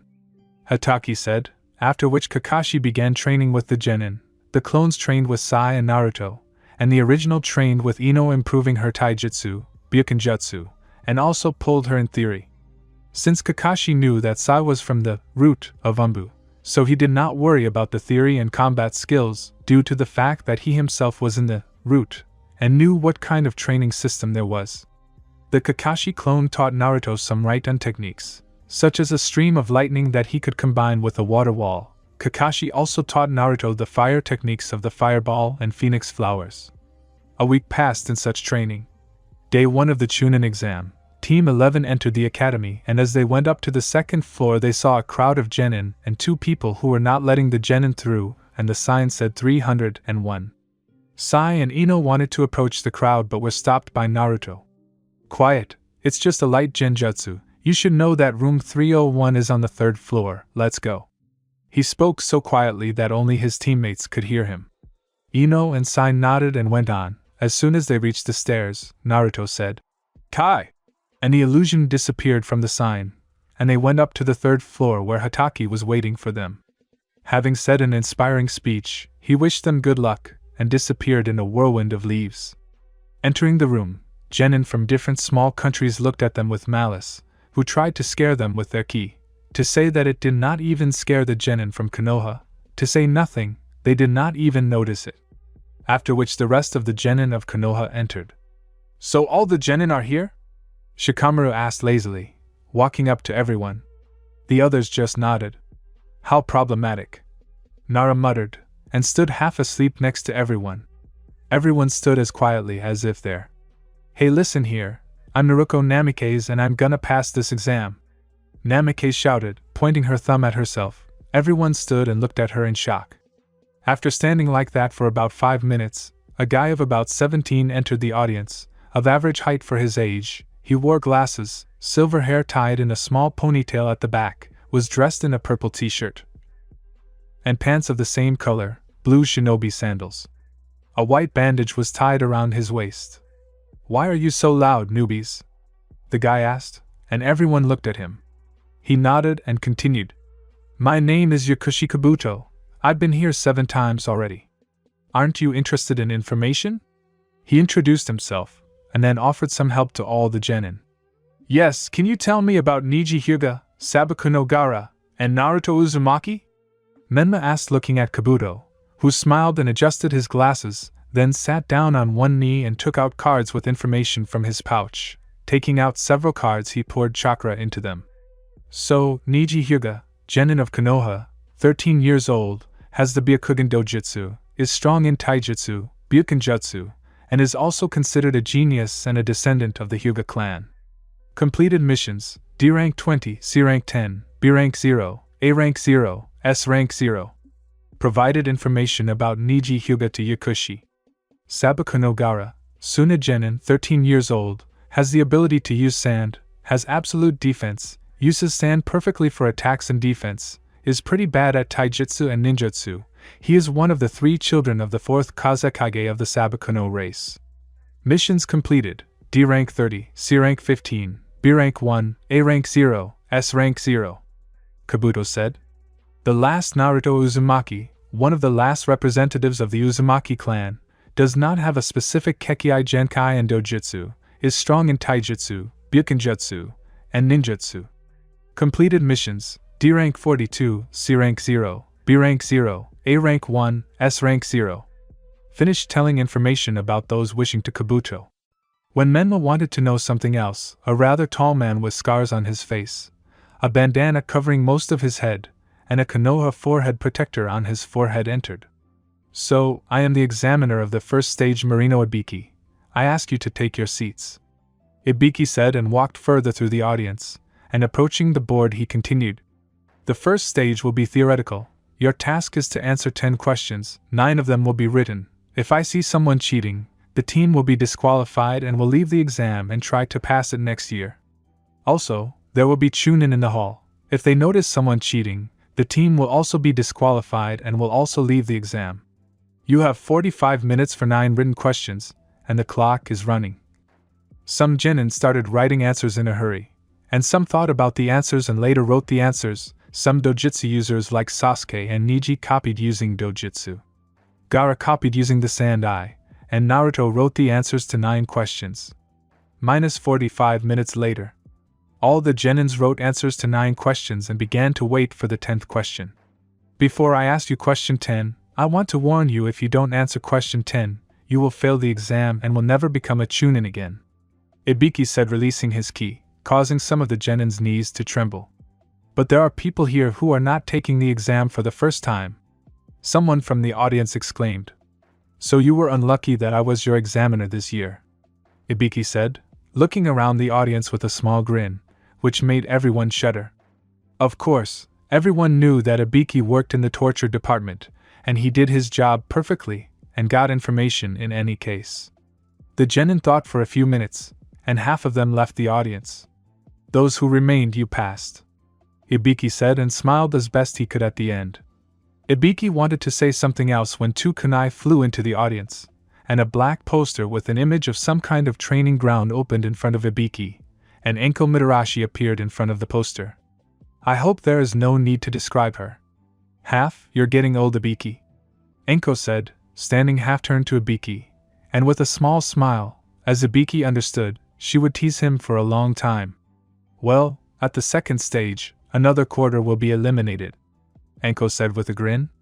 I am Mitarashi Enko, the examiner of the second stage. Everyone who passed the first stage follows me, Enko said in a commanding tone.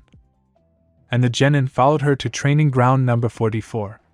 Having reached training ground 44, Enko stopped in front of the gate, and turning to the genin, she began to explain the essence of the second stage. You will be given 1 scroll per team, only 2 scrolls, earth and sky. The task of the teams is to take the scroll from the opposite team and reach the tower that is in the center of the training ground. But it is not that simple. 5 days are given for the stage. During the allotted days you must get the opposite scroll. Also, you cannot open the scrolls before arriving at the tower. If you open the scroll you will be disqualified along with your team.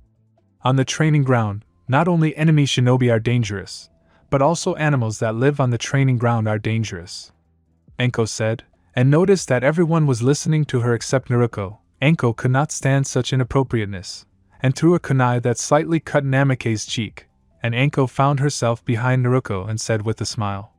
And you are very confident in yourself, such people die first, Mitarashi said with a grin. A grass genin appeared behind Mitarashi, and with his unusually long tongue picked up a kunai that was lying on the ground and handed it to Enko. Your kunai fell, the grass genin said, and Enko looked at him and smiled, took the kunai, and returned to her previous place. You will also sign a document stating that Konoha is not responsible for your deaths, Mitarashi said. After which the genin approached the tent and signed a document stating that Konoha is not responsible for the deaths of the genin, and they also took one of the 2 scrolls, heaven and earth. Team 11 got the earth scroll. After a few minutes, all the participating genin took the scrolls and signed the document, after which they entered through a certain gate into the training ground. Team 7 and Team 11 were next to each other. They decided to unite, and united they stopped. What are we going to do? Menma asked. Everyone else sat quietly. Wait, where's Naruto? Sasuke asked, looking at the incomplete Team 11. A few minutes ago. As soon as Team 11 entered the testing ground, they stopped. I suggest we come up with a password so that we know that we are who we are, Sai said, and Naruto and Ino nodded. And what will be the password? Yamanaka asked. Sai, Naruto, and Ino sat and thought for about 3 minutes in thought. How about that technique that Kakashi-sensei used to kill the swordsman? Yamanaka suggested. Sai and Naruto nodded. It's decided. The password will be Chidori, Naruto said, and standing up, unnoticed by the team, he pulled out the earth scroll from Sai's pouch and moved it to himself. You go to Team 7, I'll catch up with you, Naruto said, and walked a short distance and disappeared into the large bushes. Our time. Naruto jumped on the tree branches, and found one team of grass, and quickly dealt with them. They had sky. Maybe I should collect a couple more scrolls. Just in case, Naruto said to himself. And having decided that he would collect a couple of scrolls, he began to look for other teams, having dealt with the rain team. He wanted to find his team when he saw that same red-haired guy with the kanji love. Gaara at that moment killed the grass team, and noticing Naruto, he began to drill a hole in him. So you noticed, Naruto said to himself, or rather confirmed, and jumped down from the tree branch towards them. Forgive me, Mom, I brought you a bad sacrifice. But now I will correct myself. Gaara said to himself and directed the sand at Naruto. He noticed this and dodged, and used the water technique water wall which he directed at Gaara. He covered himself with sand, and because the water got on the sand, Gaara could not use the sand and it became heavy. Naruto, without stopping the technique, folded the seals and used the technique lightning stream, and the lightning stream hit Gaara and he passed out. He is not combat ready. Better take him, Naruto said, and jumped on a branch, felt Sai and Ino's chakra in the north, and jumping in that direction he began to jump on the branches, and reaching them he stopped on a branch and began to watch. 10 minutes before, Teams 7 and 11 were jumping towards the tower when suddenly a powerful gust of wind blows Sai and Naruto a great distance away. And in front of the remaining genin stood a grass genin with a straw hat on his head. I wonder how strong the Konoha genin are this year? The genin asked Teams 7 and 11, or rather the rest of these teams. Sasuke activated 2 Tama Sharingan, and Menma took a couple of kunai in her hands and took a fighting stance, and as if on the count of 3, she and Sasuke rushed at the grass genin. Although Sasuke had a Sharingan, but it did not help her. The joint attacks of Menma and Sasuke did not get the desired result. Orochimaru, who took the form of a grass genin, dodged and counterattacked, and then another attack from Namikaze. Orochimaru blocked it, and grabbed Menma by the leg and threw him into a tree. Menma rolled onto a tree branch. Sasuke began to attack Orochimaru, the Sharingan, although it helped Sasuke to dodge, but experience takes over, and Sasuke jumped away from Orochimaru. Sasuke began to throw shurikens that flew past. Orochimaru wanted to make fun of Sasuke, but felt that he could not move. Sasuke deliberately got wet, and the fishing line wrapped around Orochimaru. Sasuke folded the seals, and said only one thing. Katan, dragon flame. Sasuke said, and a stream of fire rushed from her mouth, which went along the fishing line and fried Orochimaru, who could not move. Orochimaru fell to the ground, after which he was unable to move. Our time. FCK, I'm already tired of writing our time or flashbacks. Bitch, how tired I am. Menma and Sai returned to their teams and were ready. Orochimaru stood up from the tree branch and looked at the genin. And you managed to surprise me, but that's not enough. Orochimaru grinned and literally pulled the skin off his face, after which white skin, purple pigmentation under the eyes, and 2 snake pupils appeared. Orochimaru did not hesitate and decided to slap everyone in one fell swoop, summoning a snake and directed it at the genin. Sai, Menma and Ino with Naruto tried to stop it but failed, and they were scattered but were not seriously injured. The snake rushed at Sasuke, but stopped a meter away from it. Opening her eyes, Sasuke saw Naruto standing in front of her, and stopping the snake with 2 kunai that were stuck in the snake's head. It did not disperse from the small damage. Are you okay, scared kitten? Uzumaki asked with a smile on his face, looking at Sasuke, who froze in shock.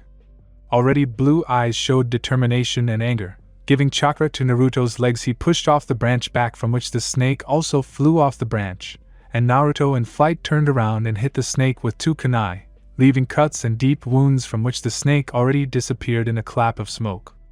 Naruto fell on the branch, and Orochimaru landed next to him. Can you surprise me with something? Sannin asked, and Naruto's eyes lit up with a certain spark of excitement, and he began to attack Orochimaru. He easily dodged and counterattacked, but Sannin was surprised because there were no unnecessary movements in Naruto's defense and attack. Orochimaru was pleasantly surprised because he saw potential in him. Orochimaru moved away from Naruto a little. He attacked Naruto with Kusanagi. Naruto took out a kunai and repelled Orochimaru's attacks, but still received some cuts and wounds. Jumping away from Orochimaru, Naruto folded the seals for the phoenix flowers. He released about 15 small fireballs that rushed at Orochimaru.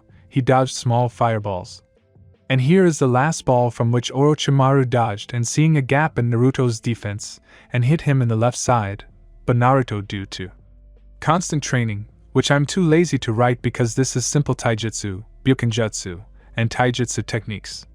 Naruto was able to repel Orochimaru's attack. He was shocked. This was enough for Naruto, and he put chakra into his fist and hit Orochimaru in the stomach, from which the Sannin flew 5 meters. Coughing up a small amount of blood, Orochimaru chuckled. I wonder, Naruto-kun. I wonder what you'll do when you find out the truth about this village and your parents. Orochimaru said, laughing a little. Naruto stopped when he heard the words about his parents. Did you know my parents? Uzumaki asked, looking at Orochimaru.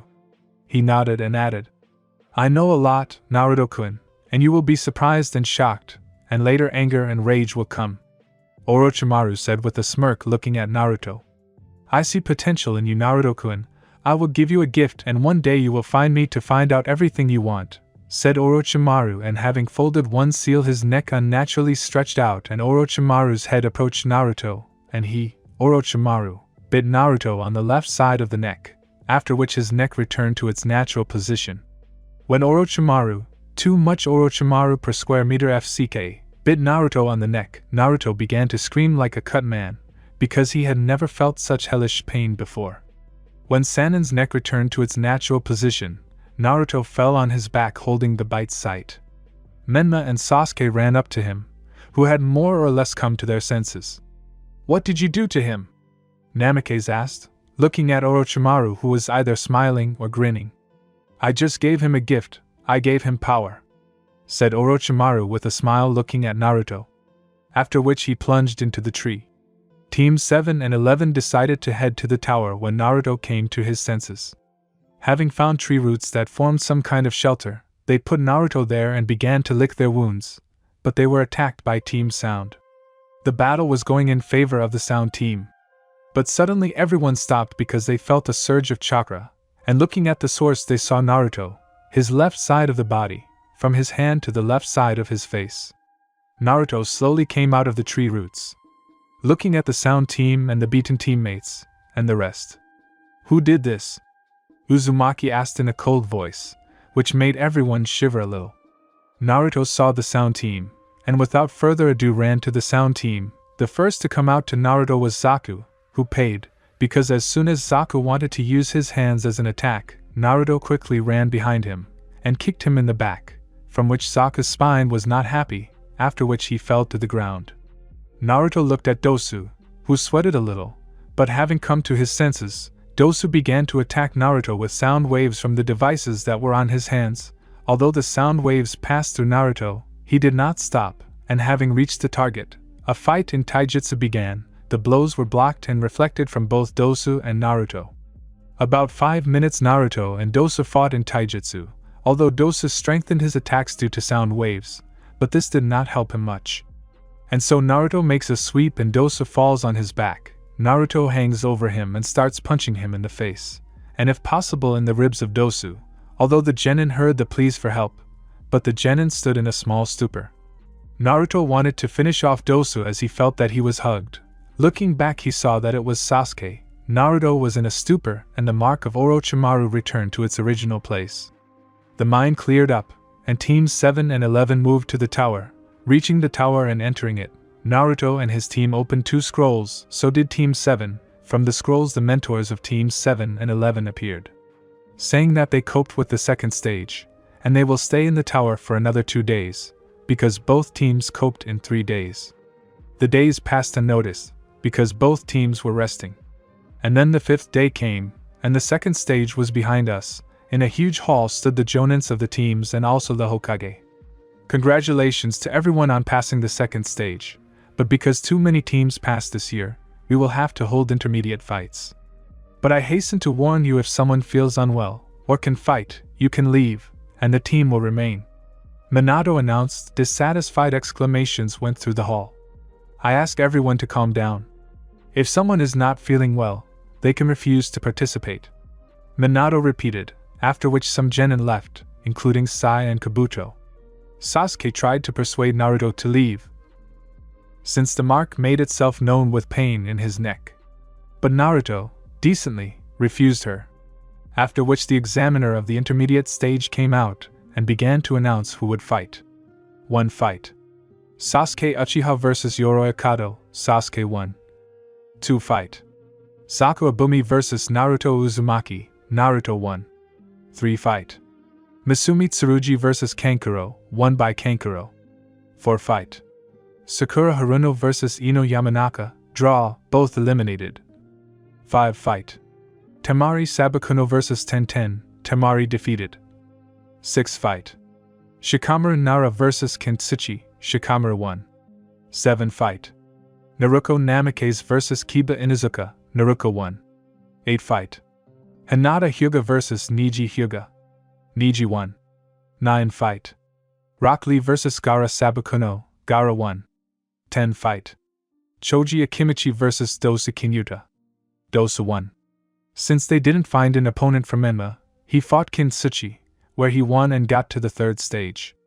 The same thing happened with Shino, that is, he fought Zaku, but since Shino used bugs, The intermediate stages are over and the final 3rd stage will be in a month at the main arena of Konoha with many residents and dignitaries.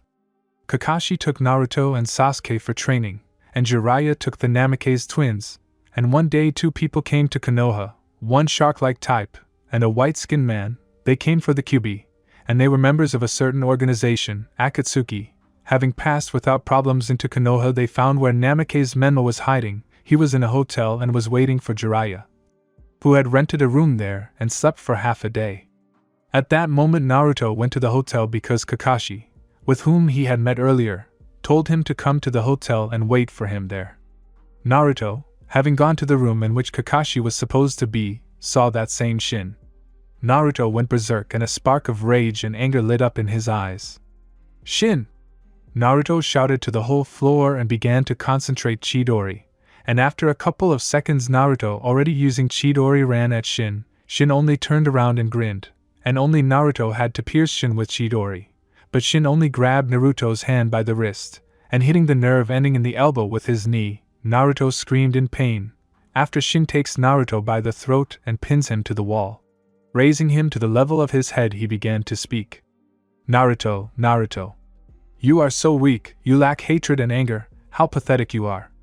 Shin said and put Naruto in Genjutsu, where Shin again killed Naruto in every possible way, came up with new schemes for torturing and killing Naruto. But constantly when Naruto was on the verge of death Shin treated him and again tortured Naruto and killed him. Shin wanted to have some more fun, but in time Jiraiya appeared and saved Naruto. A month later, Naruto, during this month of training with Kakashi, learned some new techniques. There were not many of them, but he improved his control of lightning chakra. Naruto could now conduct lightning chakra into weapons. So the day of the final stage came. Everyone who passed the intermediate stage was there, except Naruto. The genin standing in the arena looked around, and not finding Naruto, Naruto asked, "Has anyone seen Naruto? He hasn't been seen for a month." Naruto asked her friends. "He's probably asleep and just afraid of embarrassing himself in public." Menma said, but received 2 disapproving looks from Naruto and Sasuke. And so the fights of the first round. As soon as the battle lists were announced, Niji chuckled with some arrogance and looked at Naruto, and Niji began to erase another tirada about how a born loser will die a loser. 1. Niji Hyuga vs Naruto Namikaze. Naruto won. 2. Sabakuno Gaara vs Uzumaki Naruto. No one won because the fight was postponed because Naruto was not there. 3. Sasuke Uchiha vs Kankuro Sabakuno. Sasuke won. 4. Aburame Shino vs the winner of the 3rd fight. Sasuke won because Shino gave up. 5. Temari Sabakuno vs Nara Shikamaru. Temari won because Shikamaru gave up, citing his low chakra levels. 6. Dosa Kinuto vs Menma Namikaze. Menma won. And so the examiner wanted to disqualify Naruto because he did not show up, when suddenly lightning struck the field. After which Naruto appeared in new clothes. The red jacket was replaced by a black sweatshirt with the Uzumaki clan crest on the back, under which there was only a mesh t-shirt, dark purple pants with a pouch for kunai on the left leg, black shinobi sandals, and Naruto's hairstyle had also undergone changes. If before he had unruly hair in the form of a hedgehog, now it was a hairstyle similar to Indra. Am I late? Naruto asked, looking at the examiner, who answered with a sly smile. No, you are on time, but for the sake of decency I will ask why you were late? Asked the examiner. Forgive me, but I got lost on the road called life, Naruto said and smiled with his eyes like Kakashi, and scratched the back of his head. Everyone in the arena laughed, and Hatake only blushed from embarrassment, and covered himself with a book. Do I really look like this? Hatake asked himself, because he didn't know how it looked from the outside. All the participants stood up, and only Naruto and Gaara remained in the clearing. The fight went canonically, but instead of Sasuke there was Naruto, and here is the roar of Shikaku who took control of Gaara. Menma, Sasuke and Naruto went after Gaara. Naruto stayed in Konoha and fought off the sound and sand attack with the rest. The next day, Naruto woke up in his apartment. He had a headache, most likely due to chakra exhaustion. Naruto passed out and was carried to his home. Before Naruto could move away from the headache, Sasuke runs into his apartment and throws him off the bed and takes him by the shoulders, after which he helps him get up. It's your fault, said Uchiha, shouting at Uzumaki, which made Naruto's head hurt even more. But the headache more or less subsided. What are you talking about? Uzumaki asked, looking at Uchiha with an uncomprehending look. It was because of you that red-haired guy went crazy and almost destroyed half of Konoha, Uchiha shouted with tears in her eyes. Naruto, half asleep, didn't understand a thing. What? Uzumaki asked, already coming out of sleep. The Uchiha only squeezed Uzumaki's shoulders tighter. You, Sasuke started to say, but Naruto interrupted her. Who told you that? Uzumaki asked, interrupting Uchiha mid-sentence. Menma, Uchiha answered with tears in her eyes. Naruto just chuckled. Yes, how dare you laugh at this? Don't even try to start a conversation with me. Don't even look in my direction and in the direction of my family, you demon. Uchiha shouted at the end, from which Naruto's grin disappeared and anger and fury could be seen on his face. Naruto threw Uchiha's hands off, after which he pushed her, from which Sasuke fell on her, but, all in tears, she looked at Naruto. You are the same as all these stupid people. I will fulfill your wish, Uchiha-san, and now please take your leave. I have to train, Naruto said with a cold voice, which made Sasuke shudder, after which Naruto left the house, not forgetting to slam the door at the end. Sasuke realized what she had done, but she herself told him not to approach her or her family, not to contact her in any way. Naruto did this. Sasuke realized that she could lose a friend, although Naruto did not know that Sasuke considered him a friend. Sasuke remained in Naruto's house sitting on the floor and crying. Naruto at this time was walking along the streets of Konoha. Well, he was walking towards Kakashi's house. Having reached the sensei's house, he knocked on the door. After a few minutes of waiting, Hatake appeared in the doorway. Naruto, what are you doing here? Hatake asked, looking at Naruto in surprise, from whose face one could tell that he was in no mood. Sensei, teach me Raikiri, Naruto said, which made Hatake think for about 5 minutes, after which he answered. Naruto needs dojutsu or good speed to use Raikiri, Kakashi said with a serious voice. Don't worry, Kakashi-sensei, I have no problems with speed, and dojutsu is not an obstacle to not learning such a useful technique, Uzumaki answered. Hatake clearly smiled under his mask. Kakashi agreed, and closing the door, he put on the Jonin uniform. After 2 minutes of waiting, Kakashi left the house. And they, together with Naruto, headed to Training Ground 11. At the training ground, Kakashi began to explain how to use Raikiri, after which Naruto gradually learned Raikiri. Naruto trained for about 2 weeks, and after this period Naruto easily used Raikiri, which he could use about 6 times due to the volume of chakra and blood of Uzumaki, while Sasuke could use Chidori only no more than 2 times.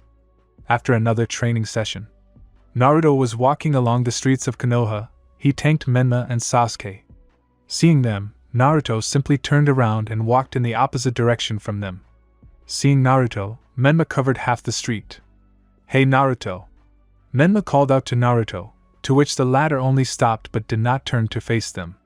Why didn't you even turn around? Namikaze asked. I didn't want to do this, but I have to, Menma said to himself. As the son of the Hokage, I order you to turn around. You are standing in front of me as the son of the Hokage, and in front of my girlfriend, the daughter of the head of the Uchiha clan. Menma spoke, although he did not want to. I feel sorry for you, Uchiha-san. If you are dating him only because he is the son of the fourth, I feel sorry for you and your family. Uzumaki said in a calm voice, still not looking at his interlocutors. And later he left altogether. An ordinary day in Kanehage no Sato passed slowly for some, and for others it flew by quickly and unnoticed, but for the family of the Yondaime Hokage passed quickly, but closer to the evening it dragged on and passed slowly. The day from October 10th will be remembered for all the inhabitants of Konoha and for all shinobi from Chunin to Anbu, and not only. In a cave behind Konoha, the Jinchuriki of the nine-tailed Kyubi no Yoko gave birth. Kushina Uzumaki, the wife of the Yondaime, gave birth to triplets. Only 2.5 hours later, Kushina gave birth to 2 boys and 1 girl. One boy inherited everything from his father, from the color of his hair and eyes to the shape of his face and appearance. The same thing happened with the girl. Only she had hair like her father, but her eyes were inherited from her mother, as well as her facial features and shape. But with the last boy it was not so simple. The facial features were mother, the shape of the face got from the father. But the difference between the 2 boys was that the elder, who was named Menma, did not have 3 stripes on his cheeks resembling fox whiskers, but the younger, who was named Naruto, had 3 stripes on both cheeks resembling fox whiskers and scarlet hair like blood. But the girl who was named Naruko had stripes on both cheeks, only there were 2 on each cheek. After Minato wanted to close the seal, the midwife falls to the ground, and behind her stood a man in a mask and in his arms lay a little boy. Yondaime, get away from the Jinchuriki, or your offspring will die before it even lasts 5 minutes. The masked man said with steel in his voice. Minato didn't know what to do. If he moved away from Kushina, the mask wearer would probably release the Kyubi. If he didn't move away from his wife, he would kill Naruto. Minato carefully began to wrest from Kushina. The mask wearer grinned, but it was not visible because of the mask. He threw Naruto into the air and placed the kunai so that it would pierce Naruto through and through. Minato, at full speed, picked up Naruto in his arms, but hearing a hiss, he noticed that there were explosive seals on the diapers. Quickly transferring himself with the baby in his arms to the outskirts of the village, the yellow lightning of Konoha threw the diapers into some old barn, from which the barn exploded. Minato carried Naruto to his house, and returned for the rest of the children. When he returned for the children, he did not find Kushina. Taking the remaining children, he carried them into the house and laid them next to Naruto, after which he teleported to the Horatian seal that stood on Kushina. But when Minato saw how Kyubi swung at Kushina and wanted to pierce her with his claw, Yondaime did not allow this to happen and at the last moment picked up Kushina in his arms and carried her into the house, where he put her in the crib with the younger Uzumaki, and he himself opened the closet and took out a cloak with the inscription, 4th Hokage, put it on, and was transported to Konoha, where the uncontrollable bijou was raging. Konoha, 5 minutes before. Evening. Konoha shook from the roar, the great and terrible Kyubi no Yoko a few kilometers from Konoha. In the Sarutobi quarter, everyone was sleeping peacefully. Well, not everyone. The previous Hokage, Sandaime, Japanese Hokage, Hiruzen Sarutobi, was not sleeping because he had a premonition of something bad, and just as Hiruzen expected, Kyubi appeared in the center of Konoha, as tall as Mount Hokage, and began to destroy Konoha. Hiruzen, without losing his head, called Anbu in the masks of the turtle and wolf, and gave the order for the immediate evacuation of civilians. Also, Wolf created one shadow clone and sent it to the leader of the Uchiha clan and explained the whole situation. Fugaku nodded and put on a vest with the clan's emblem on the back. He, Fugaku, went to the headquarters of the Konoha police. In parallel he met his eldest son. He gave him the command to go to the shelter with the others. Hiruzen, parallel to the Kyubi destroying Konoha, put on his shinobi uniform and went to hold off the Kyubi. As soon as he approached the Kyubi, he noticed the Sharingan in its eye sockets, quickly looking at the Uchiha quarter, and saw that they were evacuating civilians. So it's not the Uchiha, but why does Kyubi have a Sharingan in his eyes? Hiruzen asked himself. As soon as Kyubi noticed him, he wanted to touch him with his paw, but Hiruzen, seeing this, quickly folded the seals for the fire dragon, and blew out a fire dragon, 5 by 5 meters, which flew into the fox, from which he moved away from Hiruzen, the same one, without being confused, called the Monkey King Enma, who turned into a large pole, Hiruzen began to fight with Kyubi. And just as Hiruzen was about to hit the fox with the pole, he noticed a yellow-haired mook on the fourth Hokage's head. As soon as Minato appeared on his stone head, on the Hokage mountain, he was noticed by Kyubi and began to form the strongest technique from his small arsenal, the Biju bomb. Having formed it, he sent it to Minato, who concentrated, took out one three-bladed kunai and placed it in front of himself, and as soon as the Biju Dama approached Minato, Fuin symbols appeared in front of him that sucked in the Biju bomb, thereby transferring him to a safe distance from the village. A masked man suddenly appeared behind him, and Minato, feeling him, hit him with a kunai, but it passed through. As soon as the masked man began to be sucked into the funnel along with Minato, but he teleported to one of the Horatian marks, behind the village. After him, the masked man appeared, after which the battle began, which went canonically, but instead of disappearing, the masked man decided to kill Namikaze. Minato accepted the fight, which did not last that long. Minato and the masked man fought equally, and as soon as the masked man misses, Minato formed a Rasengan in a few seconds, and hit the unknown man's mask. The same one, unable to withstand, broke, and the fourth's gaze appeared to a man 179 centimeters tall, dressed in a black t-shirt with long sleeves, and the same pants, black shinobi sandals. A dark purple cloak with a hood, which was put on his head. The face of the former masked man was an unusually white shade, one eye was like another, the white of the eye was unusually black, and a Sharingan was burning in it. The skin around this eye was stretched, and was attached with some staples to the forehead and cheek. "Yeah, who the hell is he?" Minato asked, looking straight at the mask wearer. "We need to break his connection with Kyubi," Minato said more seriously, and quickly appeared in front of the unknown Minato and touched his torso. Seals spread across the former mask wearer, and he felt that his connection with Kyubi was broken. "What have you done?" the stranger growled. Minato allowed himself a slight smile. "The Kyubi is no longer under your control," Namikaze said, and transferred himself back to Konoha. Once above Konoha, Minato formed several seals and summoned Gamabunta, who landed on the fox and pinned him to the ground. Minato jumped off Gamabunta's head and began to form several seals.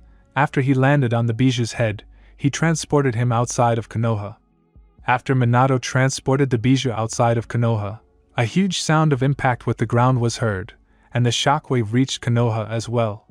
"So there, Minato," Hiruzen said to himself, out of breath. After which he spoke. "Umbu, follow me, we must help the fourth." Hiruzen said to his Umbu squad, and Hiruzen and the Umbu squad went to the place where the fourth and Kyubi were. Minato, as soon as he transferred the Biju beyond, he found himself face to face with one of his nightmares. He found himself face to face with the Kyubi. As soon as the Kyubi wanted to pierce Minato through, his eyes changed again. His pattern was like Fugaku's. Minato looked back. He saw Fugaku, who had Mangekyo in his eyes. Minato nodded to him as if showing that he was grateful to him. "Faster, Minato. I won't keep him in Genjutsu for long." "Faster!" He first spoke, and then shouted. Minato nodded, and teleported home. He went to the crib where Kushina and the children were lying. Minato took the children in his arms, and Kushina, seeing this, wanted to dissuade her husband from the future fate of her children, because she knew what the life of a Jinchuriki was like. After several persuasions, Kushina gave in, but decided to help her husband. Appearing in the clearing where Fugaku tried to hold Kyubi, but as he saw Minato and Kushina, he calmed down a little. As soon as Fugaku lost control of Kyubi, Kongo Fuso's chains wrapped around Kyubi. Minato folded several seals. A bloody altar appeared from the ground. Kyubi saw this and realized that they wanted to seal him, and wanted to do something, but the chains held him tightly. Hiruzen had already arrived to Minato by that time, and Hiruzen realized what he wanted to do, but stopped him. "Minato, I will do it. Asuma is already an adult, and a jonin at that. Konohamaru has parents. Minato, you are still young, and the village needs a Hokage. You must raise your son to be an excellent shinobi." After which he folded the seals and called Shinigami. Using the call of the god of death, Hiruzen sealed the light part of Kyubi in a girl, and the dark part in a boy named Menma, but the spirit went to Naruto. After Shinigami sealed the soul of Kyubi in Naruto, Hiruzen fell to the ground like a dead doll. After that, Minato wanted to do something, find some way out of this situation. He noticed some changes in Naruto. His scarlet hair, a little faded, his eyes changed color from blue like the sky itself, to purple with shades of onyx. The next day, Minato and Namikaze called a council of clan heads and elders, where they discussed the problems of the night. As soon as the issue of the Jinchuriki came up, Minato tried in every way to defend the right for them to remain in the family. Minato, if you want it, we don't mind. But the boy in whom the demon fox spirit is sealed should not be in the Hokage family. Give him to Root, and he will become a wonderful protector of Konoha," said the man with a cane in his hand, namely Danzo Shimuro. The elders supported him, as well as the heads of some clans who did not agree with the Yandame's policy. "No, Danzo, he will not become your puppet. I suggest that he be under the guardianship of the Uzumaki clan," Minato said, and hoped for a good future. "Just because your wife is from the Uzumaki clan doesn't mean she can take custody of the boy," Mitokado Hamura, one of the elders of the Leaf, said, and Koharu Yuditane agreed with him. Minato was not pleased by these words, because he wanted to take care of Naruto. As soon as he wanted to say something, Danzo said something that shocked Minato. "Minato, either you give the boy with the soul of the bijou to the orphanage, or my people will take this child away from you by force," Danzo said seriously, and Minato didn't know what to do from these words.